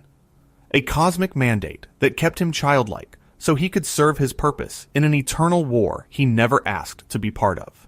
And you know what? I also want to say something about High Five Ghost, because he's the most overlooked main character, and I think that's actually relevant to the show's darkness. High Five Ghost barely gets featured episodes. He's usually in the background, hovering, occasionally saying something. He's Muscle Man's best friend. That's his primary role. The best friend. The sidekick. The character who exists in relation to someone else. And there's something sad about that. About being a character in your own story who functions primarily as a supporting role in someone else's. High Five Ghost doesn't get the deep backstory episodes. He doesn't get the romance arcs. He doesn't get the character development. He's just there. Present, but not centered. Visible, but not examined. And I think that's a kind of darkness the show doesn't intend, but embodies anyway. Because how many people feel like High Five Ghost in their own lives? How many people feel like the supporting character? Like the one who's always there, but never the focus, always hovering at the edge of someone else's story. Regular Show accidentally created a character who represents the experience of being overlooked, and then the show itself overlooked him. That's meta. That's dark in a way I don't think anyone planned. Alright, here's where we go deep. And I mean really deep. Because I want to talk about Season 8. Regular Show in Space. The final season. And what J.G. Quintel and his team did with this season is, and I don't say this lightly, one of the most ambitious narrative swings I've ever seen in animated television. They took a show about two slackers at a park and turned it into a cosmic epic about the fate of the universe. And they did it without losing the emotional core that made the show work in the first place. Season 8 premiered September 26th, 2016, with one space day at a time. The entire season takes place in space, because at the end of Season 7, the park was launched into orbit. That alone is a wild premise shift, but the real darkness of Season 8 isn't the setting change. It's what the season reveals about Pops. For 7 seasons, Pops was the show's mascot of innocence. He was this naive, childlike, lollipop-shaped man who spoke in a high-pitched, fluttery voice, who paid for things with actual lollipops because he apparently didn't understand currency, who called everyone good show, and seemed perpetually delighted by the world. He was pure goodness in an impure world, and you loved him for it. Everyone loved Pops. He was the character you couldn't help but smile at. And then Season 8 revealed that Pops was the chosen one. The embodiment of pure good. Born on a planet called Lollyland as Megacranus, the highest state of his species. And in order to maintain universal balance, his birth created an equal and opposite being, Malumcranus, Anti-Pops, the embodiment of pure evil. Pop's twin brother. And these two are fated to fight each other for the fate of the universe every 14 billion years. Every single time, their fight ends in a stalemate, and their perfectly balanced powers reset the entire universe. Everything starts over. Everyone and everything that ever existed is wiped clean and begins again. For billions upon billions of years, this cycle has repeated, and Pops, sweet, innocent Pops, has been fighting this war since before time as we know it existed. I need you to think about what that means. Every version of the universe, every timeline, every life ever lived has ended because of this fight. And Pops doesn't remember most of it. He lives each cycle as a naive innocent, unaware of the cosmic horror of his existence, unaware that his very being is the reason the universe keeps ending and restarting. That's not a kid's show plotline. That's Nietzsche. That's eternal recurrence. That's the kind of existential nightmare that keeps philosophers up at night, and Regular Show put it in the mouth of a lollipop man on Cartoon Network. Anti-Pops, voiced in this terrifyingly calm way, is the season's big villain. He first appears in The Dream Warrior, and makes a full appearance in Space Escape. And what makes him so effective as a villain is that he's not just evil for the sake of being evil. He's tired. He's been fighting this same fight for billions of years, and he wants it to end. He doesn't just want to kill Pops. He wants to break the cycle by destroying the universe for good. No more resets, no more reboots, just nothing. Oblivion. And you can almost understand his perspective. If you'd been locked in the same fight for literally all of existence, with no end in sight, you might want to burn it all down too. And the show layers on the cosmic horror throughout the season. Episode by episode, the stakes keep rising. The Dream Warrior introduces us to the idea that Anti-Pops can invade dreams. Space Escape shows us his full power. The Key to the Universe reveals just how central Pops and Anti-Pops are to literally everything. Each episode is another piece of the puzzle, another layer of existential dread layered on top of what started as a comedy about avoiding work. And the park crew, these regular people who used to worry about setting up chairs and returning movies, are now facing the potential annihilation of all reality. They're out of their depth in a way that feels genuinely terrifying. Not because they're weak, but because the threat is incomprehensibly large. How do you fight a being who has been destroying universes for longer than time itself? How do you help your friend defeat something that's woven into the fabric of existence? I think about the scene in Cheer Up, Pops, one of the final episodes before the battle, where the gang tries to lift Pops' spirits. He knows what's coming. He knows he might have to die. And his friends, these people who've spent years bickering and pranking and getting into supernatural trouble, they just try to make him smile. They try to give him one good day before the end of everything. And there's something so painfully human about that. When someone you love is facing something you can't fix, all you can do is be there. All you can do is try to make the remaining time good. And that's what the park crew does. They can't save Pops from his destiny, so they try to save his mood. And honestly, that might be the most grown-up thing any of these characters ever do.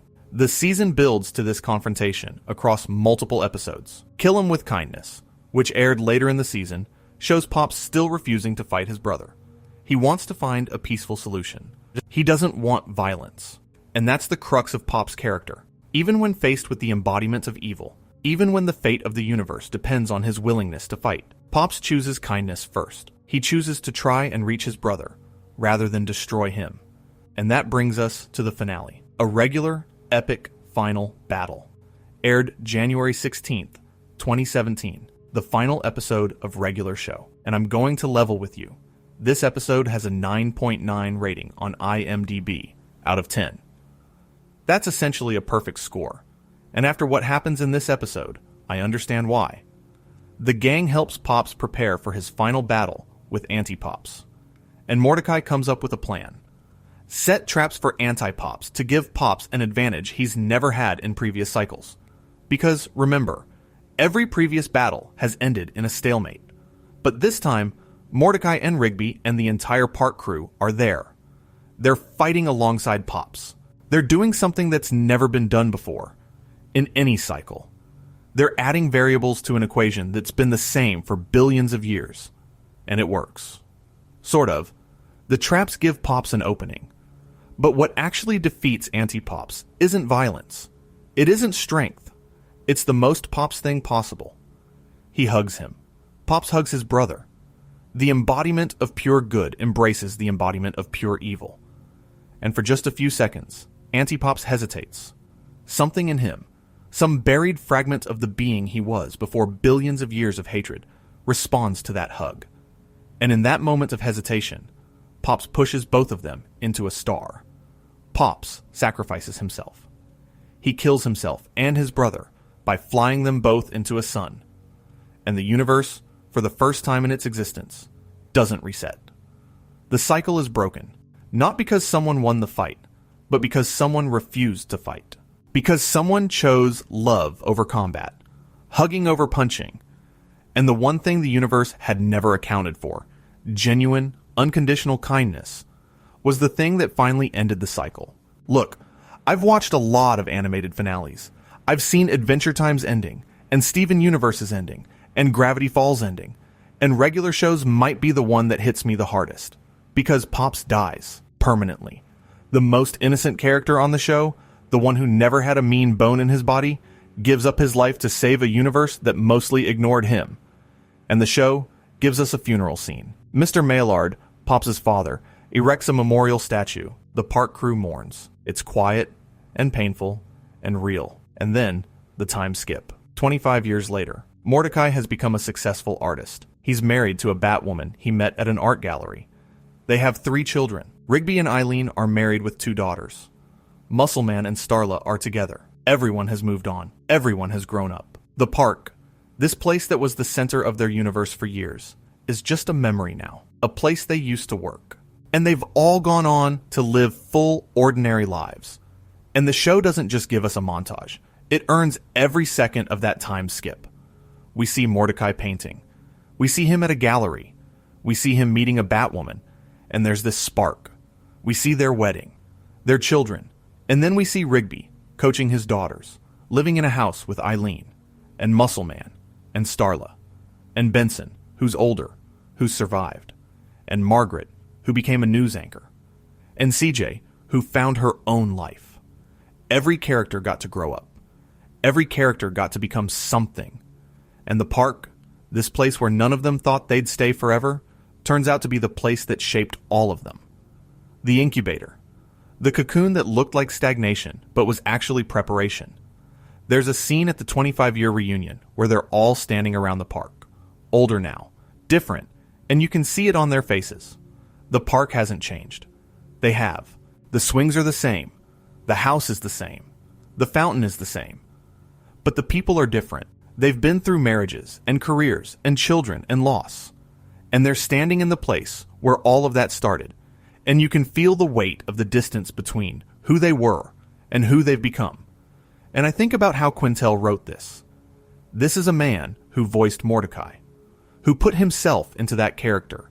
And the time skip shows Mordecai becoming an artist. Quintel is an artist. Mordecai doesn't end up with Margaret or CJ. He meets someone new.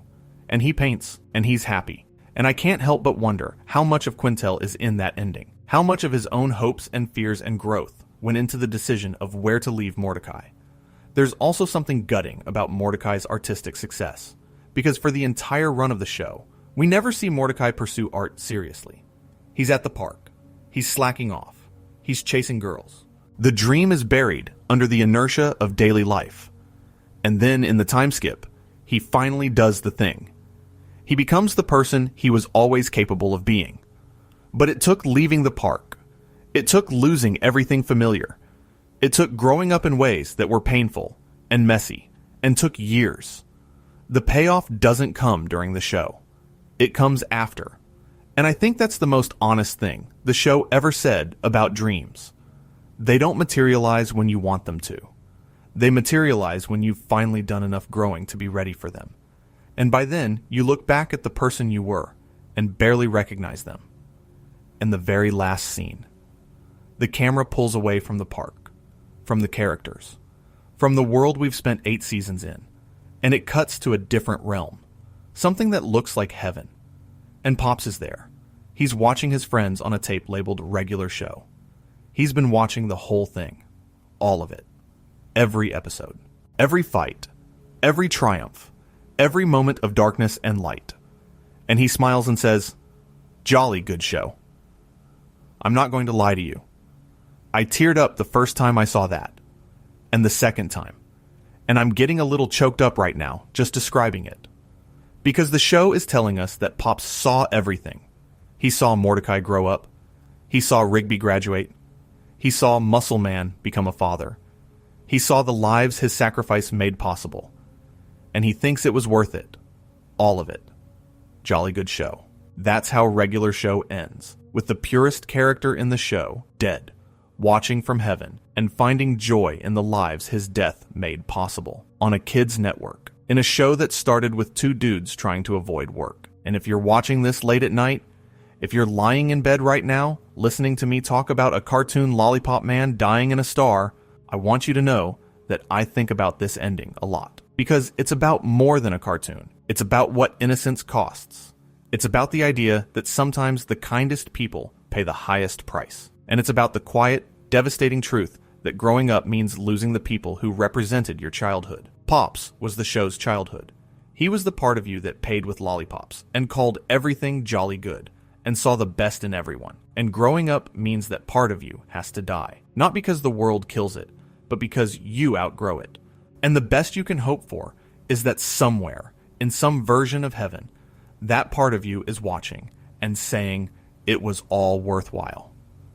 All right, let me pull it back for a second, because I've been deep in the emotional stuff, and I want to talk about some of the more specific dark moments that people tend to overlook. The little things. The blink and you miss it moments where the show slipped something past the censors that would make you do a double take. Let's talk about the drug references, because they're everywhere. And I don't mean in an if you squint way. I mean in a how did this air on Cartoon Network way. The most obvious one is Weekend at Benson's, the season 3 episode where Mordecai and Rigby accidentally knock Benson unconscious. But the drug reference comes from a drink called the Mississippi Queen. A character named Chuck makes this hallucinogenic concoction, and when Mordecai, Rigby, and Benson drink it, they go on what can only be described as a full-blown psychedelic trip. The screen fills with swirling colors, distorted imagery, melting faces. The 1970 song Mississippi Queen by Mountain plays over the sequence, and the three of them wake up the next day with no memory of what happened, hungover and confused. That's not a subtle metaphor. That's characters getting drugged and hallucinating on screen in an 11-minute cartoon. The Mississippi Queen isn't framed as a soft drink or a magic potion.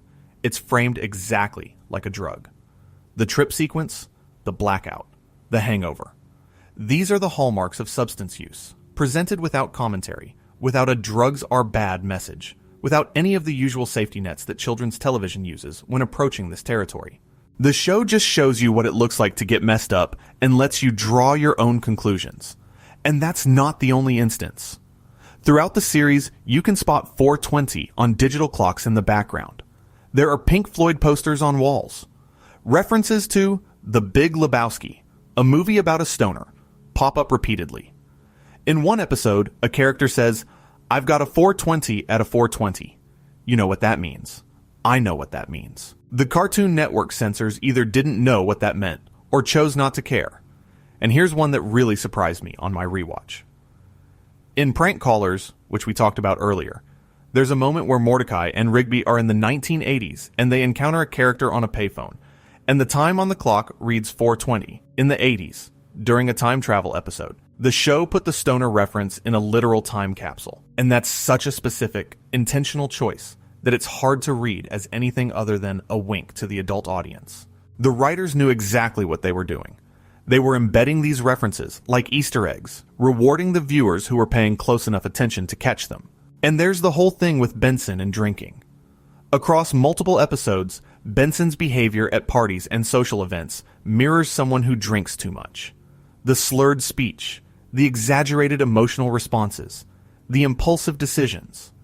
In Weekend at Benson's, the entire plot is basically about Benson getting knocked out after a night of party-related excess. And while the show never explicitly shows alcohol, and the characters are drinking things like Wings energy drinks and Mississippi Queens, the behavior patterns are unmistakable. These characters are getting wasted. The show is depicting substance use without ever naming it, and that's actually darker than just showing a beer can, because it means the behavior is so normalized that the characters don't even comment on it. Getting messed up isn't a special event. It's just what happens on a Saturday night. And then there's the broader context. Regular show's characters, particularly Mordecai and Rigby, are two 20-something slackers who avoid work, eat junk food, play video games all day, and regularly experience reality-bending hallucinations. Strip away the animation, and that describes about half the stoner comedies ever made. The show's entire formula, mundane situation escalates into psychedelic insanity, is structurally identical to a drug trip narrative. Start normal, ingest something, or do something stupid. Reality warps. Things get crazy. come back to normal with consequences.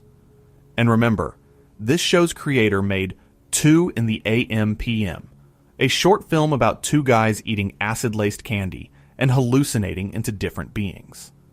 The DNA of Regular Show is literally a drug trip. Quintel has been clever about it, filtering it through fantasy and sci-fi trappings, so it reads as cartoon weirdness to kids. But adults see it. Stoner comedy fans see it.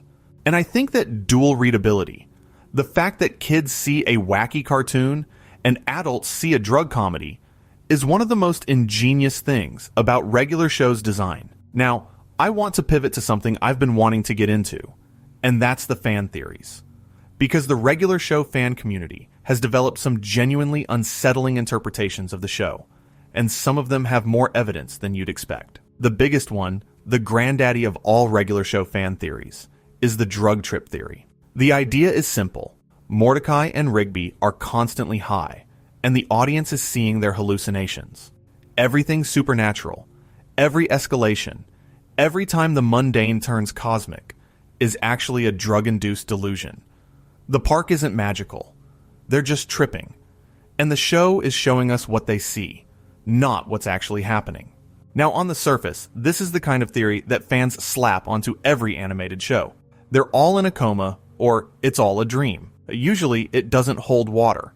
But with Regular Show, there's actual evidence that makes this theory harder to dismiss. First, the 2 in the AM/PM connection. The show's characters literally originate from a short about guys on acid who hallucinate into a blue jay and a raccoon. That's not fan interpretation. That's the actual origin of these character designs. Second, the characters are never referred to by their species. Nobody in the show says, "Hey, you're a blue jay," or "Why is our boss a gumball machine?" The anthropomorphic nature of the characters is never acknowledged, which would make sense if the characters are actually humans and the animal forms are hallucinated identities. Third, the escalation formula mirrors drug experiences. Start sober, mundane task. Ingest something or make a mistake, the trigger. Reality warps, the trip. Consequences follow, the come down. Now, I don't personally subscribe to this theory. I think Regular Show works better as a literal narrative, where the world genuinely is this weird and the characters genuinely are a blue jay and a raccoon. But I understand why the theory persists. Because the show gave people enough material to build a credible case. And that ambiguity, that ability to be read as either a fantasy adventure or a coded drug narrative, is part of what makes Regular Show so fascinatingly dark. There's another fan observation that I find genuinely creepy. High Five Ghost, one of the main cast members, is the only character in the show who consistently has a visible shadow. Think about that. He's a ghost. Ghosts shouldn't have shadows. And yet, he does. And most other characters don't. Some fans have theorized that High Five Ghost isn't actually dead, that he's something else entirely, something the show never explains. Others think it's a production error that became so consistent it must be intentional. Either way, there's something unsettling about the ghost being more physically present in the world than the living characters around him. And then, there's the observation about Skip's hands. He's the only character in the entire show who has 5 fingers. Everyone else has 4. That's a standard animation shortcut. 4 fingers, but Skip's gets the full 5. And when you combine that with his immortality, his otherworldly origins, his connection to cosmic beings like the Guardians of Eternal Youth, it starts to feel intentional. Skip's isn't just different. He's fundamentally not the same kind of being as everyone else. And those 5 fingers are a constant visual reminder of his otherness, of the gulf between an immortal and the mortals around him. Let me shift to something that I think is one of the most underappreciated dark episodes in the series. Benson Be Gone, Season 2, Episode 11, aired February 28, 2011. This is the one where Mr. Maillard demotes Benson and hires a woman named Susan to manage the park. And at first, Susan seems great. She's organized. She's efficient. She's everything Benson isn't. The park runs better under her management. But then things go wrong. Susan starts overworking everyone. She fires Benson when he refuses her demands. And then the employees start transforming. They're turning into clones of Susan. And when the characters try to resist, Susan's true nature is revealed. She snarls in a demonic voice. She levitates outside, and a giant version of her erupts from a fiery pit. She's not a woman. She's a demon. A literal demon who was hired to manage a park. And the way they defeat her is wild. A character named Leon crashes Mr. Maillard's limo through her heels, and the whole thing smashes into a wall and explodes. It's chaotic and violent, and ends with the destruction of a demon in a ball of fire. And then Benson gets his job back, and everything goes back to normal.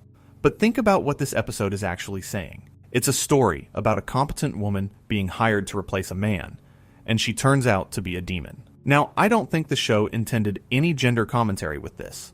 I think it was just going for demon disguised as manager, as a horror premise. But it's also a story about Benson's replaceability, about how easy it is for someone to take his job, and how the only reason he gets it back is because his replacement happened to be a literal demon. If Susan had been a normal, competent manager, Benson would have been out. And that's dark in a very mundane, very real way. Benson's job security depends not on his talent, but on the failures of others. Okay, I need to talk about Dawn. Because this episode breaks my heart every time, and I don't think it gets enough attention in conversations about regular shows' darkness.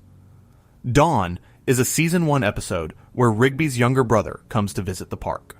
And Dawn is everything Rigby isn't. He's taller, he's more charismatic, he's more competent. Everyone likes him better. He gives great hugs. He's the kind of person who walks into a room and immediately becomes the center of it. And Rigby hates him for it. And the show reveals why through a flashback. At Rigby's 6th birthday party, all of Rigby's friends paid more attention to Dawn than to the birthday boy. Dawn, who was younger, who was just a little kid, inadvertently stole his older brother's spotlight. And that experience calcified into a lifelong resentment. Rigby grew up feeling invisible, feeling like no matter what he did, his younger brother would always outshine him. Everyone assumed Dawn was the older brother because he was taller, more mature, more likable. And here's the twist that makes it even sadder. Dawn tells Rigby that he looks up to him, that the reason he gets his hair cut the same way, the reason he doesn't wear clothes, is because he's trying to be like Rigby. Dawn idolizes his older brother. The person Rigby resents most in the world is also the person who admires him most. And Rigby can't see it because he's so consumed by jealousy and inadequacy that he can't process the idea that someone might actually look up to him. That's not a funny character quirk. That's a clinical portrait of sibling rivalry and self-loathing. Rigby's entire personality, his laziness, his need to prove himself through reckless behavior, his hostility toward authority, all of it stems from the belief that he's not good enough. And the show traces that belief back to a birthday party when he was 6 years old. One moment of childhood hurt shaped who he became as an adult. And that's dark.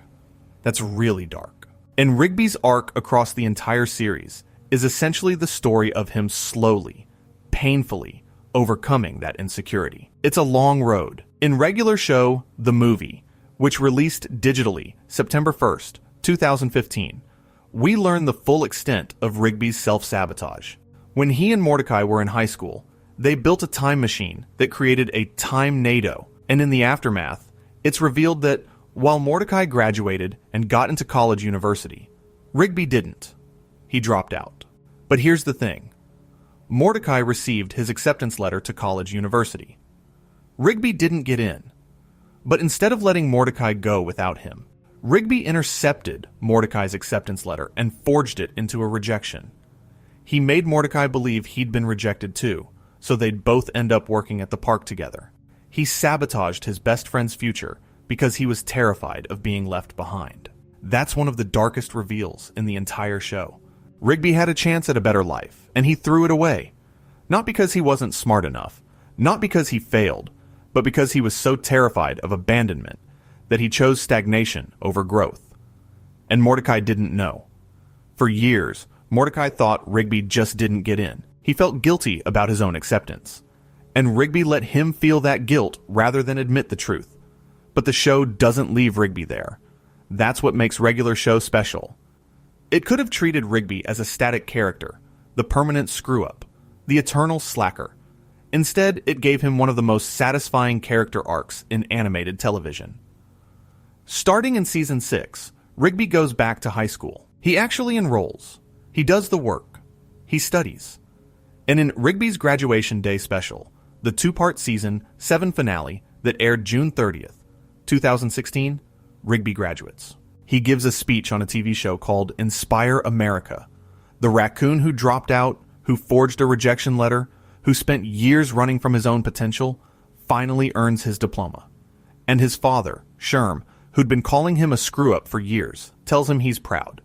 After Rigby saves him and Eileen from falling off a cliff in Rigby Goes to the Prom, Sherm apologizes for dismissing his son and promises to try harder. These aren't small moments. These are the culmination of years of character development, years of Rigby slowly dismantling the belief system that was poisoning his life. And the fact that this arc plays out across multiple seasons, not in a single, very special episode, but across years of storytelling, is what makes it so powerful. And there's another layer to the Rigby-Mordecai friendship that I think gets overlooked. Rigby didn't just sabotage himself with that forged rejection letter. He sabotaged Mordecai too.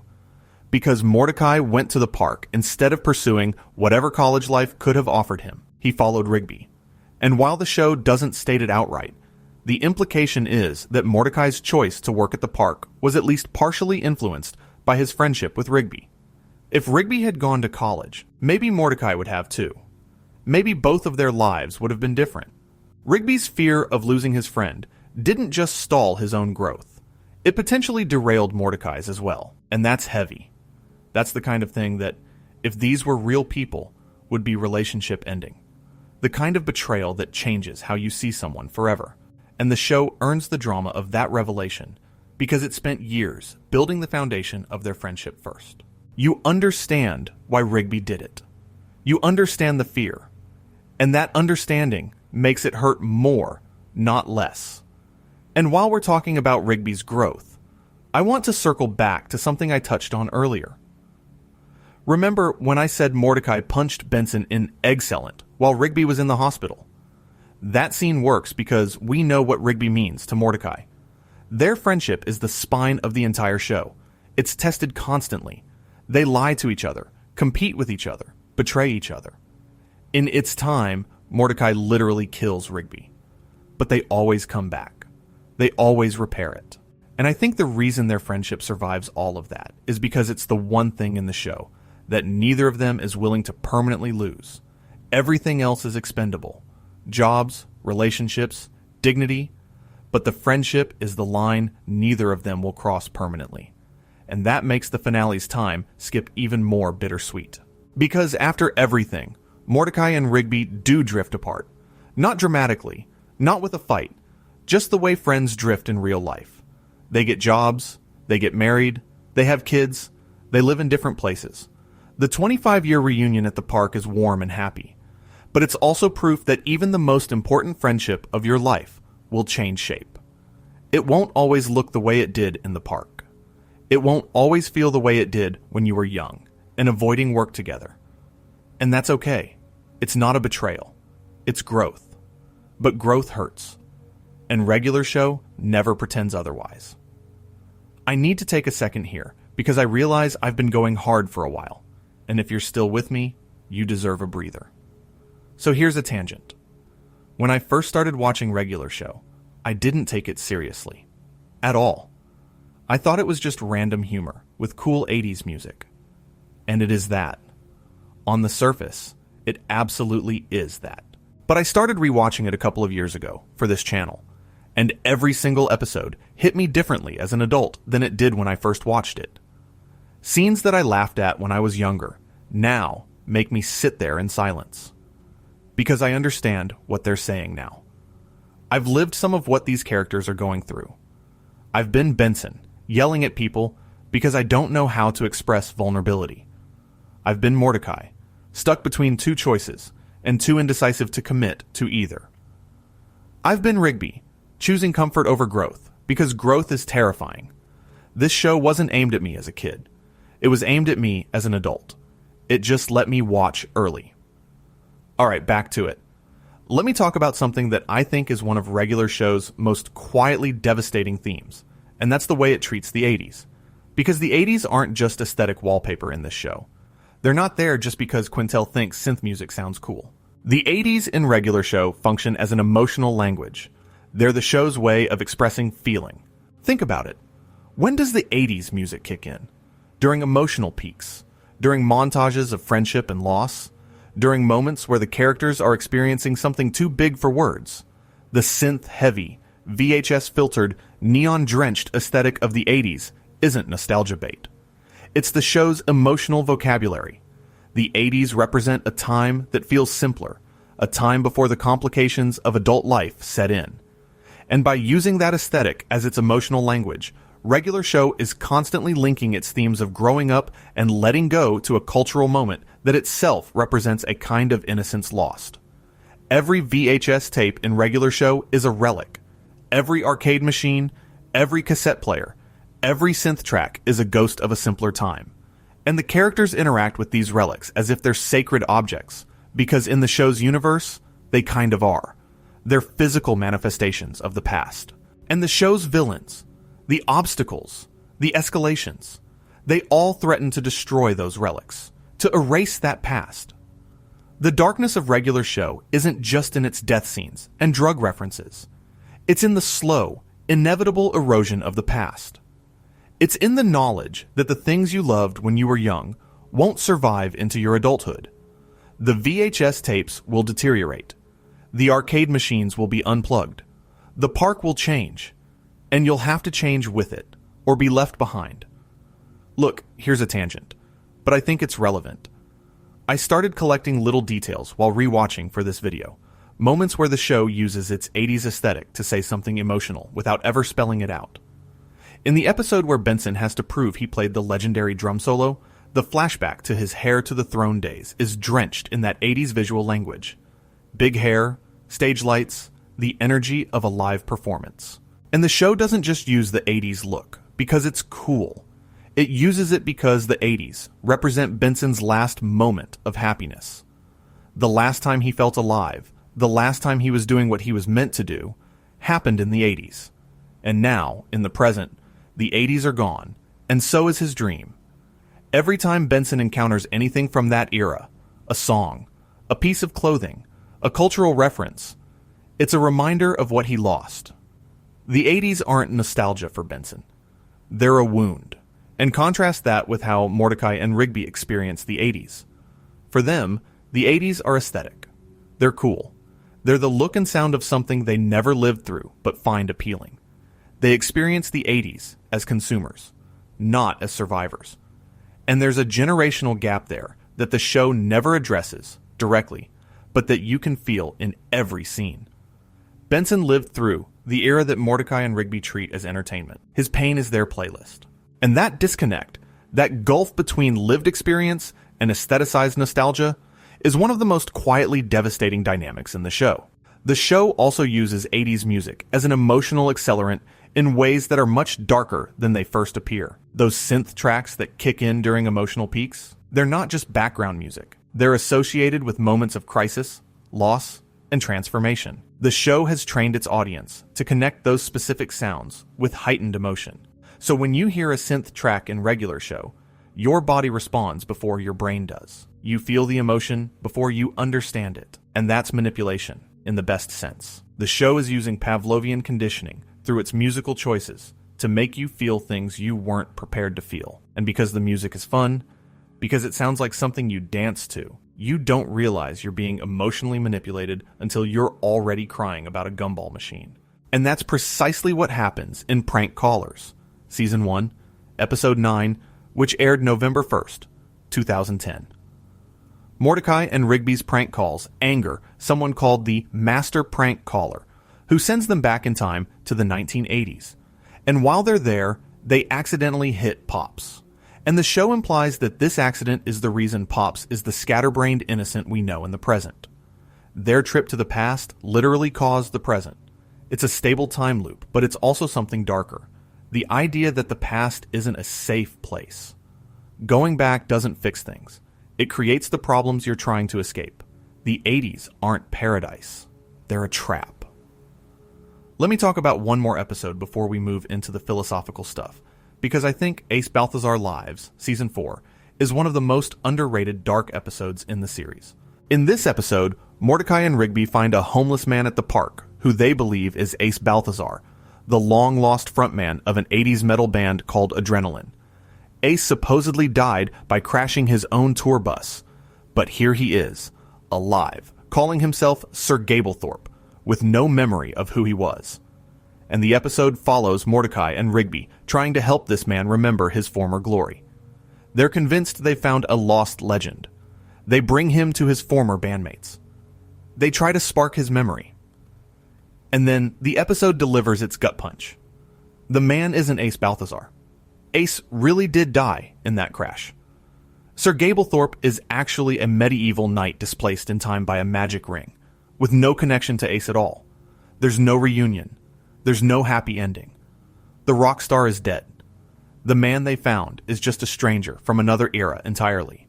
And Mordecai and Rigby's desperate desire to resurrect the past, to bring back a hero from the 80s, is met with the cold, dark truth. Some things that die stay dead. Some legends are just that. Legends. And the past can't be recovered, no matter how badly you want it back. That episode stayed with me for days after I rewatched it, and I went back to it a second time while putting this script together, because I wanted to make sure I wasn't reading too much into it. I wasn't. If anything, I was reading too little. Because on the second viewing, I caught something I missed the first time. The moment where Mordecai and Rigby realize Sir Gablethorpe isn't Ace, there's this beat, this silence. And in that silence, you can feel the air leave the room. Not because a rock star is dead, but because the hope of recovering something lost is dead. And hope is harder to mourn than a person, because at least when a person dies, you know what you've lost. When hope dies, you're left wondering what you were even holding on to. And the episode does something else that's quietly devastating. The real Ace Balthazar died by crashing his own tour bus. The key word there is purposely. The show implies that Ace's death wasn't an accident. It was a choice. And the episode doesn't linger on it, doesn't explore it, doesn't make a statement. It just drops that detail and moves on. But the implication is there. One of the 80s legends in this universe chose to end his life. And the characters who idolized him have to process that without ever really acknowledging it. Because acknowledging it would mean confronting something they're not ready for. The idea that fame and talent and legacy don't protect you from despair. The episode is also, in its own strange way, about fandom. About what it means to believe so deeply in someone you've never met that their existence becomes part of your identity. Mordecai and Rigby want Ace to be alive because his music means something to them. And when he turns out to be dead, truly dead, not resurrected, not hidden, just gone, they have to reckon with the fact that the art survives, but the artist doesn't. The music is still there. The man isn't. And the gap between those two truths is a kind of grief that anyone who's ever lost a favorite creator understands. It's not really about Ace Balthazar. It's about the futility of nostalgia. It's about the way we project meaning onto the past, the way we see what we want to see in people and in eras that are gone. Mordecai and Rigby wanted so badly for this to be real that they ignored all the evidence that it wasn't. And that's what nostalgia does. It blinds you. It makes you see a perfect past that never existed. And you know what? While we're on Season 1, I need to talk about Death Punchies. This is only the 4th episode of the entire series. Season 1, Episode 4. The show was barely getting started, and it was already going to places you wouldn't expect. Rigby is tired of losing at Punchies, this playground game, where you basically just punch each other. So he goes to a martial arts studio and learns a move called the Death Punch of Death. And the name is an exaggeration. Rigby learns an actual killing technique. And once he gets this power, his desire for revenge takes over completely. He goes on a rampage through the park. Not a funny, consequence-free rampage. A genuinely terrifying one. Because the Death Punch of Death does exactly what the name says. And Rigby, this seemingly harmless raccoon, is suddenly willing to use lethal force over a playground game. That's Episode 4. The show was telling you what it was from the start. It was telling you that these characters live on the edge of violence, that the mundane can become lethal at any moment, and that the gap between a silly game and a life or death situation is paper thin. Death Punchies establishes the show's entire relationship with darkness in its first month of existence. And the fact that it's Rigby, the character you'd least expect to be dangerous, who becomes the threat. That's the show subverting your expectations before you've even had time to form them. And then there's Peeps. Benson hires a giant eyeball named Peeps to watch over Mordecai and Rigby because they keep slacking off. And Peeps is, genuinely, one of the creepiest characters in the show. He's always watching. He has this unnerving voice. He can grow multiple tentacle-like eyeballs. And the stakes of the episode's climax are horrifying. Mordecai challenges Peeps to a staring contest. And if Mordecai loses, Peeps gets to take their eyes, using an ice pick and an ice cream scoop. An ice pick and an ice cream scoop. For eyeball removal. In a kid's cartoon. I don't care how many times I say, in a kid's cartoon. In this video, it keeps being true, and it keeps being shocking. The early episodes of Regular Show were establishing a pattern that would define the entire series. The show would present something mundane, something relatable, something that every viewer could connect to, and then it would crank the dial to a place so dark and so extreme that you'd wonder how you got there. And the answer is always the same. One step at a time. One bad decision at a time. One escalation at a time. That's the show's engine. That's what drives every single episode, and it was there from the beginning. I want to mention Exit 9B here, because I think it's one of the most important episodes in terms of understanding just how seriously the show took its own continuity of darkness. This is the Season 4 premiere, which aired October 1st, 2012, and it has a 9.7 on IMDb. It's a half-hour special where the son of a previously defeated villain, Garrett Bobby Ferguson Jr., opens a portal to the underworld to bring back every villain the park crew has ever defeated. All of them. Every monster. Every demon. Every cosmic threat from the first 3 seasons. They all come back. And they're angry. And the park crew has to fight them all. At the same time. With help from the Guardians of Eternal Youth, Death himself, the Baby Ducks, Tecmo, and basically every ally they've ever made. It's an all-out war. In a park. On Cartoon Network. And the episode has real stakes. Characters get hurt. The park is nearly destroyed. Thomas, the new intern, has to sign a document at the last second to save everything, sending the villains back to the afterlife. But here's what I find really dark about Exit 9B. It's not the battle. It's the premise. Because the episode is basically saying that the past doesn't stay dead. Every villain these characters defeated, every threat they overcame, every dark moment they survived, it can all come back. Nothing is ever truly over. The victories aren't permanent. The darkness returns. And the only thing standing between the characters and the return of every nightmare they've ever faced is vigilance. Constant, exhausting vigilance. That's not a hopeful message. That's anxiety given narrative form. And for a season premiere, for the first episode returning from hiatus, that's a bold statement. Regular Show started Season 4 by telling its audience, everything you thought was resolved, it wasn't. It's all still out there, waiting. Okay, let's go philosophical. Because I've been building to this, and I think it's time to lay out what I believe is the single most important theme in Regular Show. And it's not the one most people talk about. Most analysis of Regular Show focuses on growing up, and that's valid. The show is absolutely about the transition from adolescence to adulthood. Mordecai and Rigby start as slackers and end as grown men with families and careers. That's the surface level thesis, and it's real. But I think there's something deeper happening. Something the show never explicitly states, but demonstrates in almost every episode. Regular Show is about the weight of choices. Specifically, it's about how small, mundane decisions escalate into life-altering consequences. That's not just the show's formula. That's its philosophy. Think about the escalation structure. In almost every episode, Mordecai and Rigby make a small choice. They decide to slack off, or play a game, or prank someone, or avoid a task. And that small choice snowballs into something catastrophic. A portal opens, a demon appears, the park catches fire, someone dies. The escalation isn't random. It's cause and effect at hyperspeed.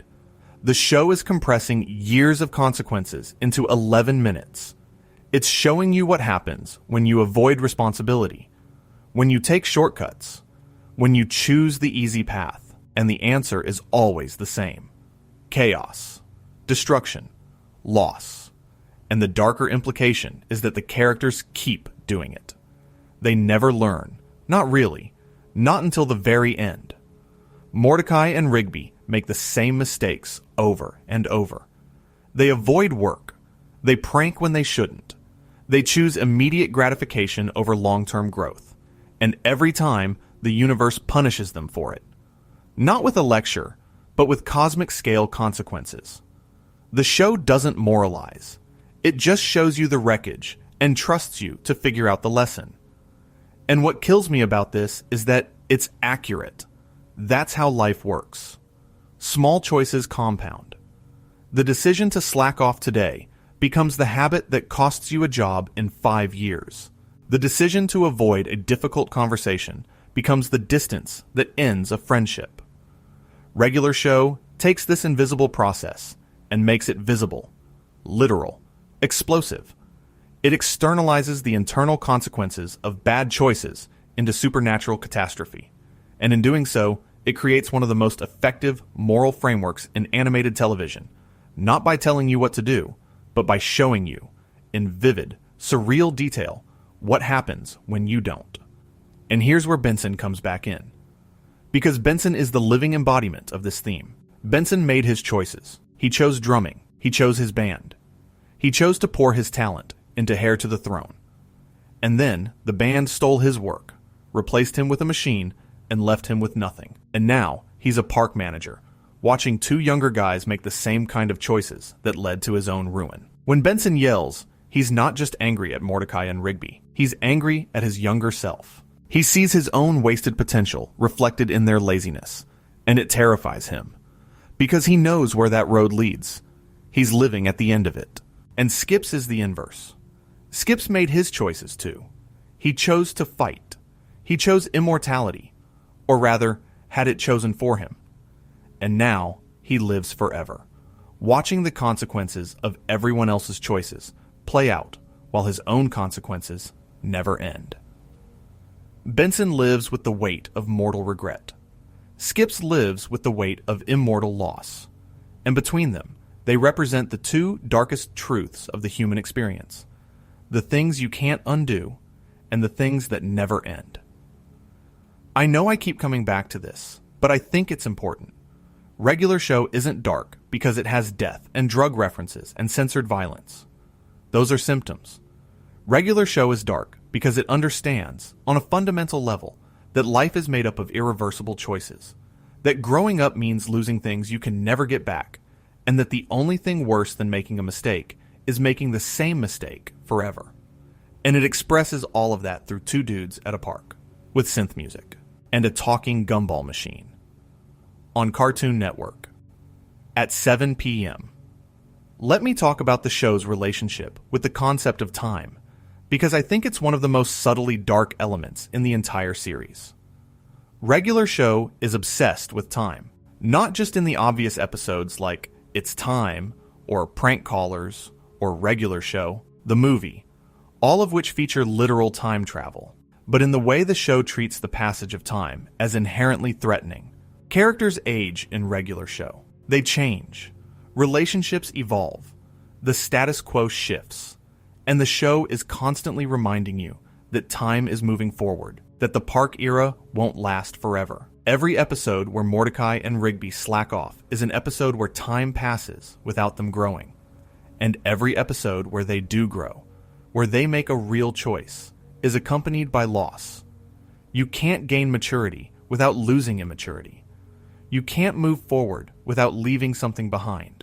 And you see this in the way the show treats its settings too. The park is a liminal space. It's between childhood and adulthood. It's a job, but barely. It's a home, but not really. The characters live there, work there, exist there, but none of them are building lives there. They're treading water, and the show knows it. Benson knows it. He's the only one old enough to understand that the park isn't a destination. It's a holding pattern, And watching younger people waste time in the same holding pattern he's trapped in is what makes him scream. The house on the park property is maybe the most significant location in the show, and nobody ever talks about it. This is where the characters gather, where they watch movies, where they argue and make up and avoid their responsibilities together. It's the center of their social universe, and it's owned by Mr. Maillard, Pops' father, who could evict them at any time. Their entire social world, their community, their sense of belonging is contingent on the goodwill of someone else. They don't own anything. They're one bad day away from losing everything. And while the show rarely addresses this directly, it's always there in the background. This precariousness, this instability. The house is a borrowed space. The friendships are built on borrowed time. And the show's recurring villains, the ones who threaten to destroy or take the park, aren't just creating dramatic tension. They're literalizing the threat that hangs over every borrowed space. Someday, someone will take it away. And the show makes this literal in Season 8. The park, this physical space that represented the characters' youth, their refusal to grow up, their bubble of extended adolescence, gets launched into space. It's physically removed from the earth, from reality, from the ground. And the characters have to survive in a completely alien environment, far from everything familiar, while confronting the biggest challenge of their lives. The metaphor is heavy-handed, and I don't even care, because it works. Growing up feels exactly like being launched into space. It feels like losing your ground, your foundation, everything stable and familiar, and having to figure out who you are when there's nothing beneath your feet. And then the park comes back. After the finale, after Pops' sacrifice, the park returns to Earth, and the characters go home. But they don't stay. They quit their jobs and move on with their lives. The park was the cocoon. Space was the transformation. And the return to Earth is the emergence. They've become who they were always meant to be. And the park, the place where they spent years avoiding that transformation, becomes just a place, a memory, a statue of Pops in the grass. Let me circle back to something I mentioned at the beginning of this video, because I think it ties everything together. The escalation formula. Mundane task escalates into supernatural catastrophe. I said it earlier, but I want to dig into it more, because I think this formula is regular show's darkest joke. The escalation isn't just a storytelling device. It's a statement about how the universe works. In regular show's world, there is no such thing as a small action. Everything has consequences. Setting up chairs can lead to a demon attack. Returning a VHS tape can lead to a dimensional rift. Playing a video game can lead to the literal apocalypse. Nothing is safe. Nothing is insignificant. Every action ripples outward into chaos. And that's funny, because it's absurd. But it's also terrifying, because it mirrors something true about life. We tell ourselves that our daily choices don't matter, that one skipped assignment won't change anything, that one avoided conversation is fine, that one more day of procrastination won't hurt. But regular show says no. Every choice matters. Every moment has the potential to snowball into something you can't control. And the universe doesn't care about your intentions. It only cares about your actions. And here's where I want to bring up something that the show does so well, it's almost invisible. Regular show never punishes its characters for feeling. It punishes them for acting badly. Sure, the escalations are always consequences of bad choices. But when a character feels sad, or scared, or lost, the show treats those feelings with respect. When Mordecai is heartbroken on the roof after Margaret leaves, the show sits with him. When Muscle Man grieves his father, the show gives him space. When Benson cries, the show doesn't cut to a joke. It lets the tears happen. And for a show with this much comedy, that restraint is remarkable. The message isn't don't feel things. The message is feel everything, but make better choices about what you do with those feelings. And the dark flip side of that message is that most of the characters don't. They feel things and then make terrible choices. Over and over. Because that's what humans do. We feel something overwhelming, and we react badly. And the consequences come, and we do it again. There's also something to be said about how the show handles the idea of legacy. Mordecai and Rigby spend most of the series leaving no mark. They slack off. They avoid responsibility. They coast. And the show is gently, persistently asking, is this enough? Is existing enough? Or do you need to make something, build something, become something, to justify the time you've been given? And the answer, based on the finale, seems to be that, yes, you need to become something. Mordecai becomes an artist. Rigby becomes a parent and a graduate. Muscle Man becomes a husband. Even Benson survives long enough to see his life mean something beyond the park. The characters who grew are the ones who thrived. The ones who stayed stuck, who refused to change, are the ones who got left behind by the story. This is existentialist philosophy, filtered through cartoon absurdism. Sartre would have loved Regular Show, not because of the talking animals or the 80s music, but because of the fundamental premise that every human choice carries infinite weight, that we are, in every moment, creating the reality we inhabit through our decisions. Regular Show just makes that creation literal. Your choices don't metaphorically create your reality. They literally conjure demons and open portals and summon death. The philosophical weight is made physical, and that's dark. That's profoundly dark, because it means there's no safe choice. There's no consequence-free action. There's only you, and the cascading effects of everything you do. And what about the consequences that never come? Because Regular Show also has a dark relationship with accountability.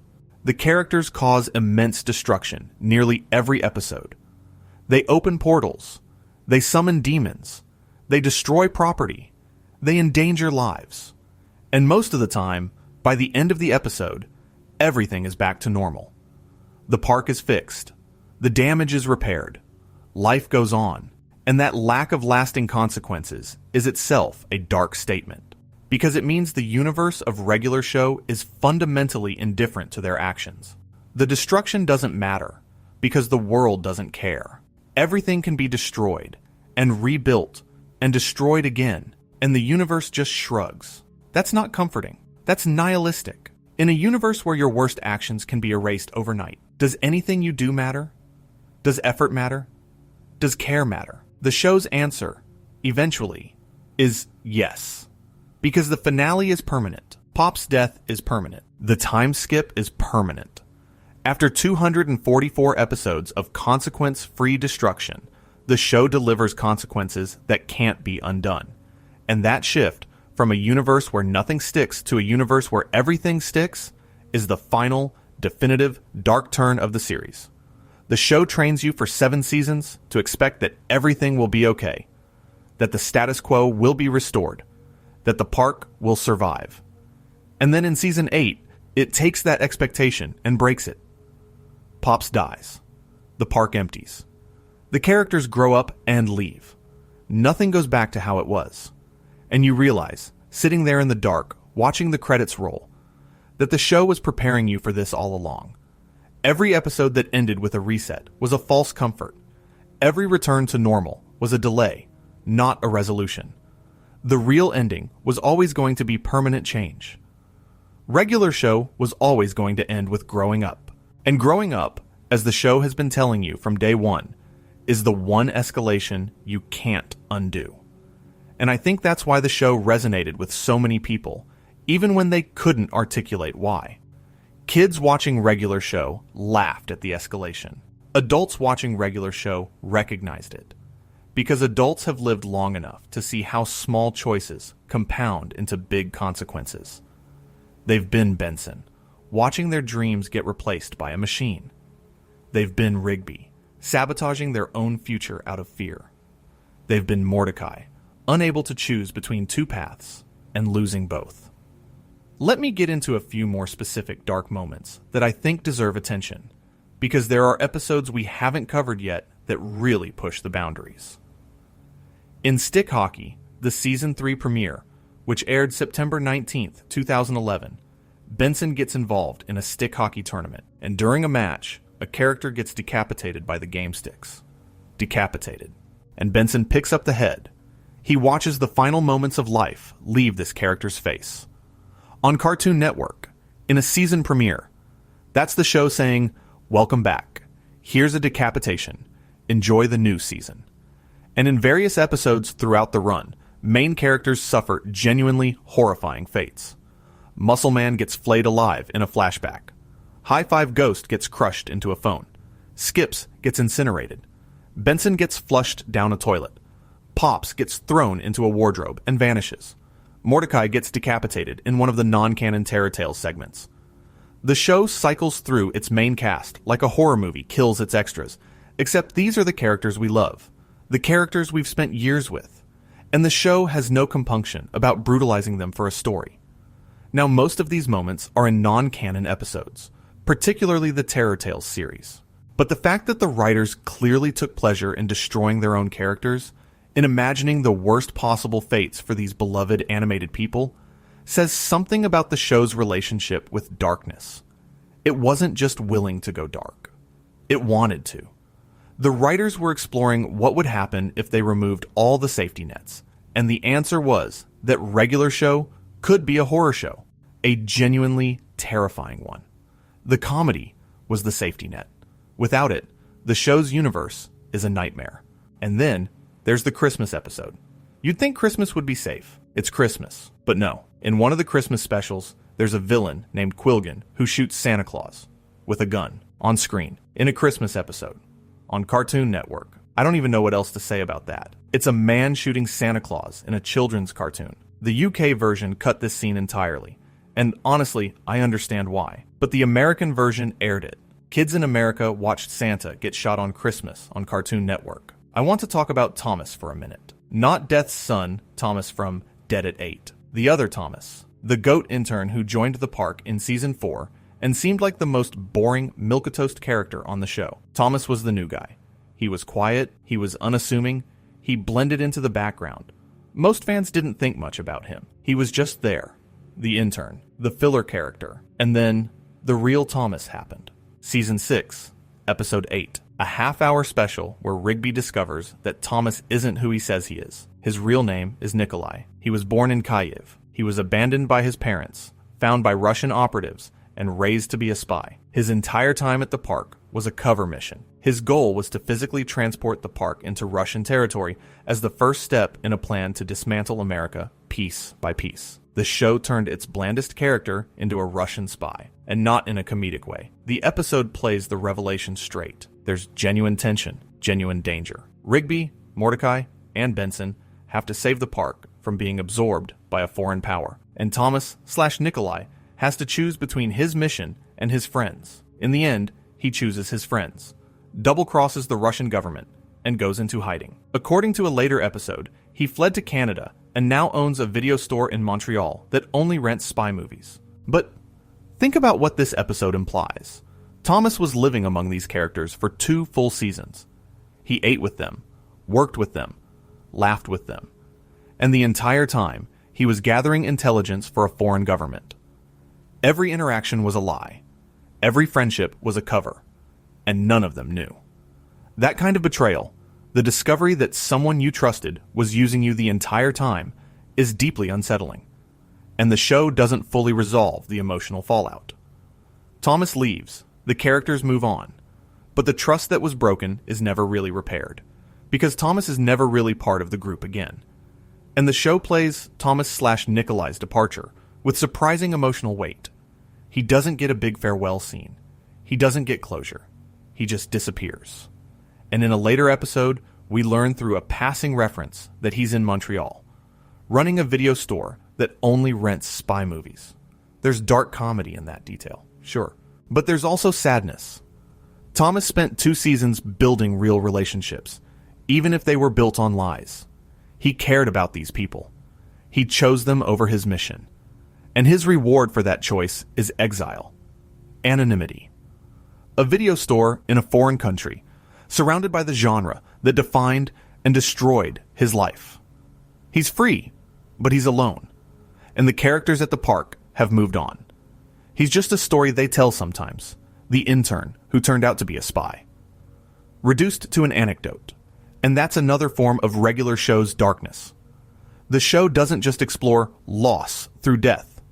It explores loss through distance. Through the people who leave and don't come back. Thomas, Margaret, even characters like Margaret's father, who appear once and vanish. The park is a revolving door, and the only constant is change. People come, people go, and the ones who stay have to keep rebuilding their sense of community with whoever's left. That's exhausting. That's real. That's the kind of social fatigue that adults know intimately, but rarely see portrayed in animation. And remember, this episode was banned in Russia. A Cartoon Network show about a park created a diplomatic incident. Think about how surreal that is. The same show that has episodes about haunted taxis and arm wrestling death managed to produce content that a real government found threatening enough to suppress. Regular Show didn't just go dark within its own narrative. It went dark enough to affect the real world. Alright, I want to talk about something that ties into the show's darkness in a way people don't usually discuss, and that's the show's production history. Because the making of Regular Show was, in some ways, as intense as the show itself. J.G. Quintel was a CalArts graduate who went through the rigorous animation program at one of the most competitive art schools in the country. Before creating Regular Show, he worked on Camp Laszlo and The Marvelous Misadventures of Flapjack, both at Cartoon Network. And when he pitched Regular Show, the network gave him a pilot with essentially no notes. As Quintel said in an interview, "I pitched the board, and they said, 'Great, make it.' No notes." That kind of creative freedom is almost unheard of in children's television. But with that freedom came pressure. By 2012, Quintel was leading a team of about 35 people. Each episode took approximately 9 months to produce from start to finish. That's 9 months for an 11-minute cartoon. And the team had to maintain the show's quality across 8 seasons and 244 episodes, while keeping each one feeling fresh and distinct. In 2012, Quintel won the Primetime Emmy Award for Outstanding Short Format Animated Program. That wasn't just recognition for the show. It was recognition for the insane amount of work that went into making a cartoon that was simultaneously funny, scary, emotional, and philosophically deep. And the show's ending was Quintel's choice. Regular Show wasn't canceled. It was concluded.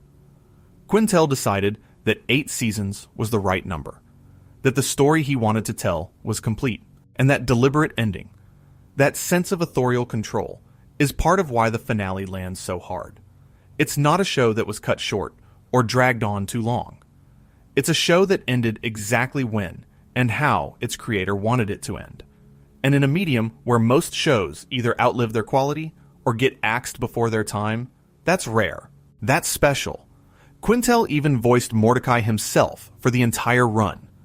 That's the creator of the show, performing the lead role for 244 episodes. Every line Mordecai says, every emotional beat, every moment of growth and failure is coming from the person who created the character. There's a directness to that, an authenticity that you can feel even if you don't know who's behind the microphone. Mordecai's voice isn't a performance.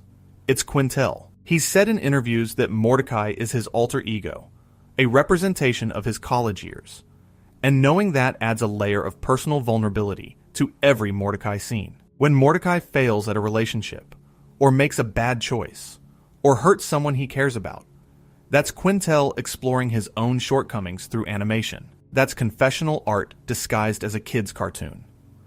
William Salyers as Rigby, Sam Marin pulling triple duty as Benson, Pops, and Muscle Man, Mark Hamill as Skips. This voice cast was incredible, and they all committed fully to characters that were, beneath the comedy, dealing with some genuinely heavy material. You don't give a 9.7 IMDb rating to Skip's story just because the animation is good. You give it because Mark Hamill made you feel the grief of an immortal Yeti mourning a girl who's been dead for centuries. You give it because the performance sells the emotion, and the emotion is real. And I want to take a moment to talk about Regular Show's place in the bigger picture, because I think that context matters for understanding why the show's darkness hit so hard. Regular Show premiered on September 6th, 2010. That's the same era as Adventure Time, which premiered a few months earlier in April 2010. These two shows, along with shows like Gumball and later Steven Universe, formed what people now call the Cartoon Network Renaissance. And within that group, Regular Show occupied a unique position. Adventure Time was the fantasy epic. It had its dark moments, no question, but it wore its heart on its sleeve. The darkness in Adventure Time was usually framed through a lens of melancholy and wonder. Steven Universe would later approach darkness through empathy and trauma recovery. But Regular Show? Regular Show's darkness was mundane. It wasn't set in a fantasy kingdom or on a magical planet. It was set in a park, with a day job, and bills, and a boss. And the darkness came not from external threats, but from the character's own failures, fears, and unresolved pain. That's what made Regular Show hit different. Adventure Time could go dark because the setting was inherently fantastical, which created distance. But when Regular Show went dark, there was no distance. Benson's anger issues aren't fantasy. Rigby's self-sabotage isn't fantasy. Mordecai's inability to commit to a relationship isn't fantasy. These are real, mundane, everyday forms of human suffering, just animated and set to synth music. And I think that's why the show affected people in ways they didn't expect. You could watch Adventure Time and appreciate the darkness from a safe distance. Regular Show's darkness followed you home. And here's another thing I think about a lot. The show ran from 2010 to 2017. That's 7 years. Think about who was watching at the beginning and who was watching at the end. The kid who was 11 when The Power aired was 18 when a regular epic final battle aired. They grew up with these characters. They went through puberty with Mordecai and Rigby. They experienced heartbreak for the first time while watching Mordecai lose Margaret. They graduated high school around the time Rigby graduated his. The show's timeline and the audience's timeline were synced in a way that made the themes of growing up and loss feel personal, not hypothetical, personal. When Pops died in the finale, some of those viewers were experiencing one of their first encounters with meaningful loss in fiction, and the show met them there with honesty and grace, not with easy comfort, but with the truth. Growing up costs something, and you can't avoid paying. And speaking of intelligence and growth, I want to mention More Smarter, Season 2, Episode 24, which aired June 13th, 2011. This is the episode where Mordecai mocks Rigby for not having a high school diploma, and Rigby responds by ordering a chemical called Brain Max that's supposed to boost intelligence. Both of them start drinking it, and they get into a competition to see who can become the smartest. And as they consume more and more, their intelligence increases to the point where they can't relate to the people around them. Everyone else seems stupid. Everything seems meaningless. They've become so smart that they've transcended the ability to connect with other people. And that sounds funny, and it is funny, but think about what the episode is actually saying. Intelligence without connection is isolation. Becoming the smartest person in the room doesn't make you better. It makes you alone. And in the context of Rigby's larger arc, this episode is a preview of the show's thesis about him. Rigby doesn't need to be smarter. He needs to be braver. He needs to stop running from his own potential and actually engage with life. Brain Max is a shortcut, and shortcuts in Regular Show always lead to disaster. The real work, the real growth, comes later, when Rigby goes back to high school and earns his diploma the hard way. There's something deeply uncomfortable about watching Mordecai and Rigby ascend to hyperintelligence and discover that it doesn't make them happy. It makes them miserable, because the show is saying something true. Knowing more doesn't always feel better. Sometimes ignorance really is bliss. Sometimes the person who understands the least about their situation is the happiest, and the person who understands the most is the most tormented. And if that isn't a dark message for a kid's cartoon, I don't know what is. Let me talk about one more thematic thread before I start wrapping up, because I think it's the one that ties all the darkness together. Regular Show is, at its core, a show about impermanence. Nothing lasts. Nothing stays the same. And the show demonstrates this in every possible way. Characters leave. Margaret goes to college. Thomas goes into hiding. Muscle Man gets married, and his priorities shift. The park changes managers, gains employees, loses employees. The physical space itself gets launched into space and returns altered. Even the show's format evolves across 8 seasons, from standalone episodes to multi-part specials to a serialized space opera. And the characters are constantly losing things. Skips loses Mona. Benson loses his drumming career. Rigby loses years of his life to bad choices. Mordecai loses Margaret, then CJ, then his identity as a park worker. Pops loses his innocence when he learns the truth about his cosmic destiny. And eventually, the characters lose each other. The finale's time skip shows everyone going their separate ways. The group that spent years together at the park disperses. Life moves on. And here's the dark truth that regular show keeps circling back to. Growing up is loss. Every new phase of life requires the death of the previous one. You can't become an adult without killing the teenager you were. You can't start a family without ending your single life. You can't move forward without leaving something behind. And the show doesn't pretend this is painless. It shows you the pain. It sits with it. It lets Mordecai stare at the sunset after driving Margaret to the airport. It lets Skip skip alone through an empty park.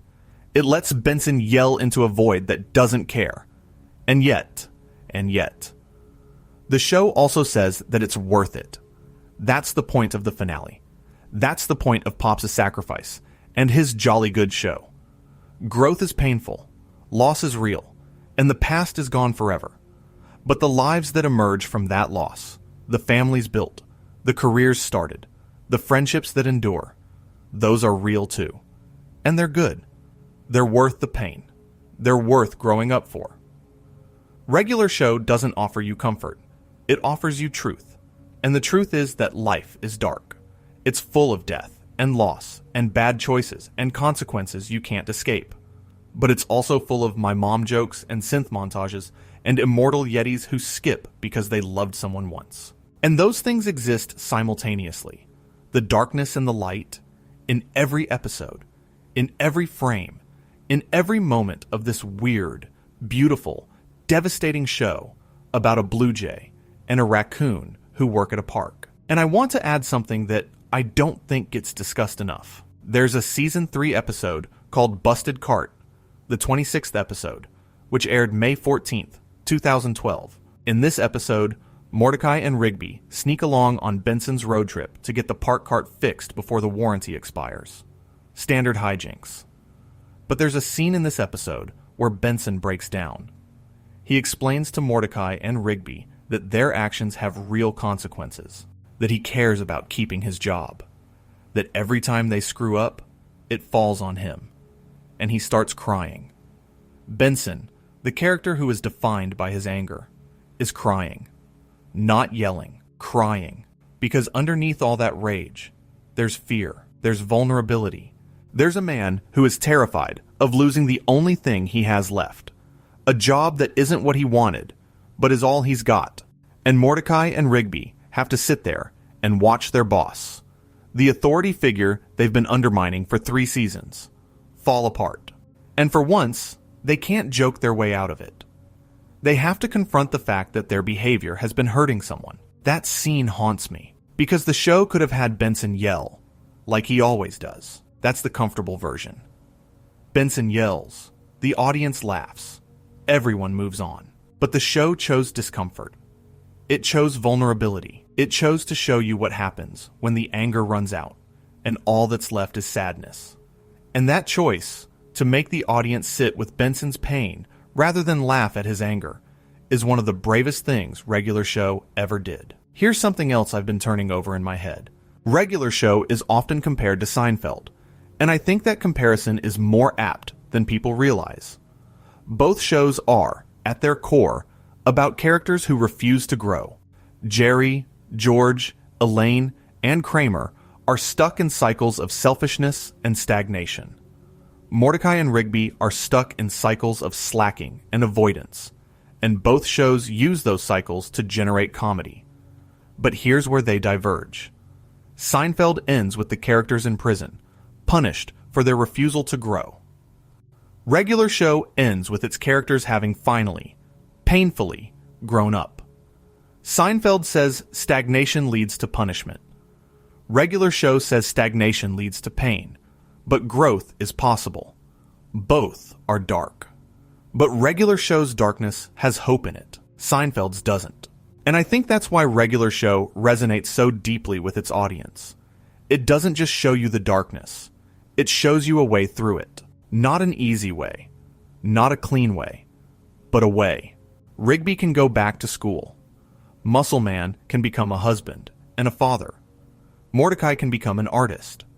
Benson can survive the loss of his dreams and find something else to care about. Pops can sacrifice himself and find peace. The darkness isn't the end. It's the middle. And the end, for most of these characters, is warm, imperfect, quiet, different from what they imagined, but warm. And that's why Pops' final line, "Jolly good show," hits as hard as it does. Because he's not commenting on the show. He's commenting on life, all of it, the darkness and the light, the loss and the growth, the pain and the joy. He's seen it all from his heavenly vantage point, and his verdict is positive. It was worth it. Despite everything, despite the cosmic war and the cycles and the sacrifice, it was a jolly good show. Life was a jolly good show. I want to share one more thing before I close out, because it's something that occurred to me while rewatching the series for this video, and I think it's important. Regular Show never explains its universe. It never tells you why there's a talking gumball machine, or a ghost with a hand on his head, or a Yeti who's immortal. It just presents these things as normal, and the characters never question it either. Nobody asks why Benson is a gumball machine. Nobody is confused by High Five Ghost's existence. The weirdness of the world is accepted without comment. And I think that's the darkest thing of all, because it implies that this universe, with all its horror and absurdity, with death as a recurring character and cosmic entities resetting the universe every 14 billion years and people dying from arm wrestling, is normal. This is just how things are. There's no hidden explanation, no secret origin for why the world is this way. It's just the world, and the characters have to live in it, make choices in it, love and lose and grow up in it, without ever understanding why it's so strange and so cruel and so beautiful all at once. That's life. That's Regular Show. That's what makes it dark. Not the death scenes or the drug references or the censored violence. The fact that all of it, the terror and the comedy and the love and the loss, is just presented as the way things are. No explanation. No comfort. Just a universe that's simultaneously absurd and heartbreaking, and a group of characters doing their best to survive it. You know, there's one other thing I want to mention. I didn't plan to bring this up, but I've been thinking about it the whole time I've been talking. The show is called Regular Show. Regular. As in ordinary, as in normal. And that's the joke, right? Nothing about this show is regular. It's the most irregular show on television. The title is ironic. But here's the thing. I don't think it is ironic. I think it's sincere. Because the darkness we've been talking about tonight, the death and the loss and the existential dread and the cosmic horror, all of that is regular. All of that is part of ordinary life. People die. Relationships end. Dreams fail. Time passes. Parents teach their children destructive patterns. Friends move away. The past can't be recovered. These aren't extraordinary experiences. They're the most regular experiences imaginable. They happen to everyone. The title isn't a joke. It's a thesis. This is what regular life looks like when you strip away the pretense and the distraction and the comfortable lies. Regular life is dark. Regular life is full of loss. Regular life requires you to make impossible choices with permanent consequences. And J.G. Quintel knew that. He made a show that was honest about that from the very first episode. He just wrapped it in a cartoon about a blue jay and a raccoon so you could handle it. So kids could handle it. So you could watch the truth about growing up and mortality and loss and somehow still fall asleep at the end. And honestly, that might be the most impressive thing about Regular Show. Not the Emmy, not the 244 episodes, not the 9 months per episode, or the team of 35 people, or the fact that one voice actor played 3 main characters. The most impressive thing is that J.G. Quintel made a show about the darkest aspects of human existence and made it feel warm. He made death feel like something you could talk about at 2 a.m. with a friend. He made loss feel like something you could process through an 11-minute cartoon. He made growing up feel scary and sad and ultimately worthwhile. And he did it all on Cartoon Network at 7 p.m. with a talking gumball machine and an immortal Yeti and a lollipop man who saved the universe with a hug. And one last thing, I think about Mr. Millard, Pops' father, the owner of the park. This man raised a son who turned out to be the embodiment of pure good, a cosmic being destined to fight in an eternal war. And Mr. Maillard knew. He had to have known, at some level, that his son was different, that his son's innocence wasn't just naivety. And he protected Pops anyway. He gave him the park. He gave him a life.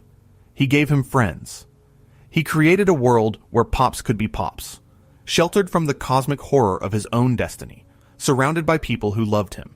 And then he had to watch his son fly into a star. Imagine being Mr. Maillard at that funeral. Imagine erecting that statue. Imagine the weight of knowing that your son, the kindest person in the universe, died to save a universe that doesn't know his name. That most people will never know what Pops did. They'll just go on living, having families, growing up, growing old, in a universe that exists because a lollipop man chose love over violence. And they'll never know. That's the heaviest kind of grief. The kind where you can't even share the reason for your sadness because nobody would believe you. Pops saved everything, and the only people who know are a group of park workers and one very old man who outlived his son. That was a lot. I know. And if you've been here for the whole thing, genuinely, from the bottom of my heart, thank you. Thank you for spending this time with me tonight. I know this was a heavy one. We talked about death and loss and drug references and cosmic horror and a gumball machine with childhood trauma. But I think Regular Show deserves this kind of attention. It deserves to be taken seriously. Because the people who made it took it seriously. Quintel took it seriously. Marin and Salyers and Hamill took it seriously. Every animator and writer and storyboard artist who worked on this show for 8 seasons took it seriously. They poured real emotion into a cartoon, and the result is one of the darkest, most emotionally rich animated series ever made. And I know I keep saying it was a kids' show, and technically it was. But I think Regular Show is for everyone. It's for the kids who laughed at the escalation, and will someday rewatch it as adults, and understand the grief beneath the comedy. It's for the adults who watched it at the time, and felt seen in ways they couldn't articulate. It's for anyone who's ever lost someone, or failed at a dream, or made a choice they can't take back, or stayed up too late wondering if they're growing up the right way. I also think about the upcoming revival. Regular Show, The Lost Tapes, which is set to premiere on Cartoon Network on May 11th, 2026. Mark Hamill is coming back as Skips. William Salyers is coming back as Rigby. Quintel will presumably return as Mordecai. And I have to wonder what version of these characters we'll see. Because the original show ended perfectly. It said everything it needed to say. Mordecai grew up. Rigby grew up. Pops died and found peace. The park era ended. So what's left? What stories are there to tell? And here's my honest take. The existence of a revival is itself a dark statement about the industry Regular Show exists in. A show that was about letting go, about moving on, about accepting that things end, is coming back. The characters who finally grew up are being returned to the place they outgrew. And I'm not saying the revival will be bad. I have enormous faith in Quintel. But there's a metatextual irony in reviving a show whose central thesis was that you can't go back. That the past, no matter how much you loved it, has to stay the past. Regular Show taught us to let go. And now we're being asked to hold on again. I'm curious to see how Quintel navigates that tension. If anyone can make a revival that acknowledges the impossibility of going home, it's the guy who made a show about growing up that ended with a lollipop man in heaven. It's a regular show, about regular darkness, told in the most irregular way possible. And if you're still awake, if you're lying there in the dark, thinking about a lollipop man in heaven, watching a tape of his friends' lives, know that you're not alone. I think about it too. More than I'd probably admit out loud. If you enjoyed this, subscribe. It really does help. And if you can't sleep, well, that's what the next video is for. I'll see you there. Good night, and jolly good show.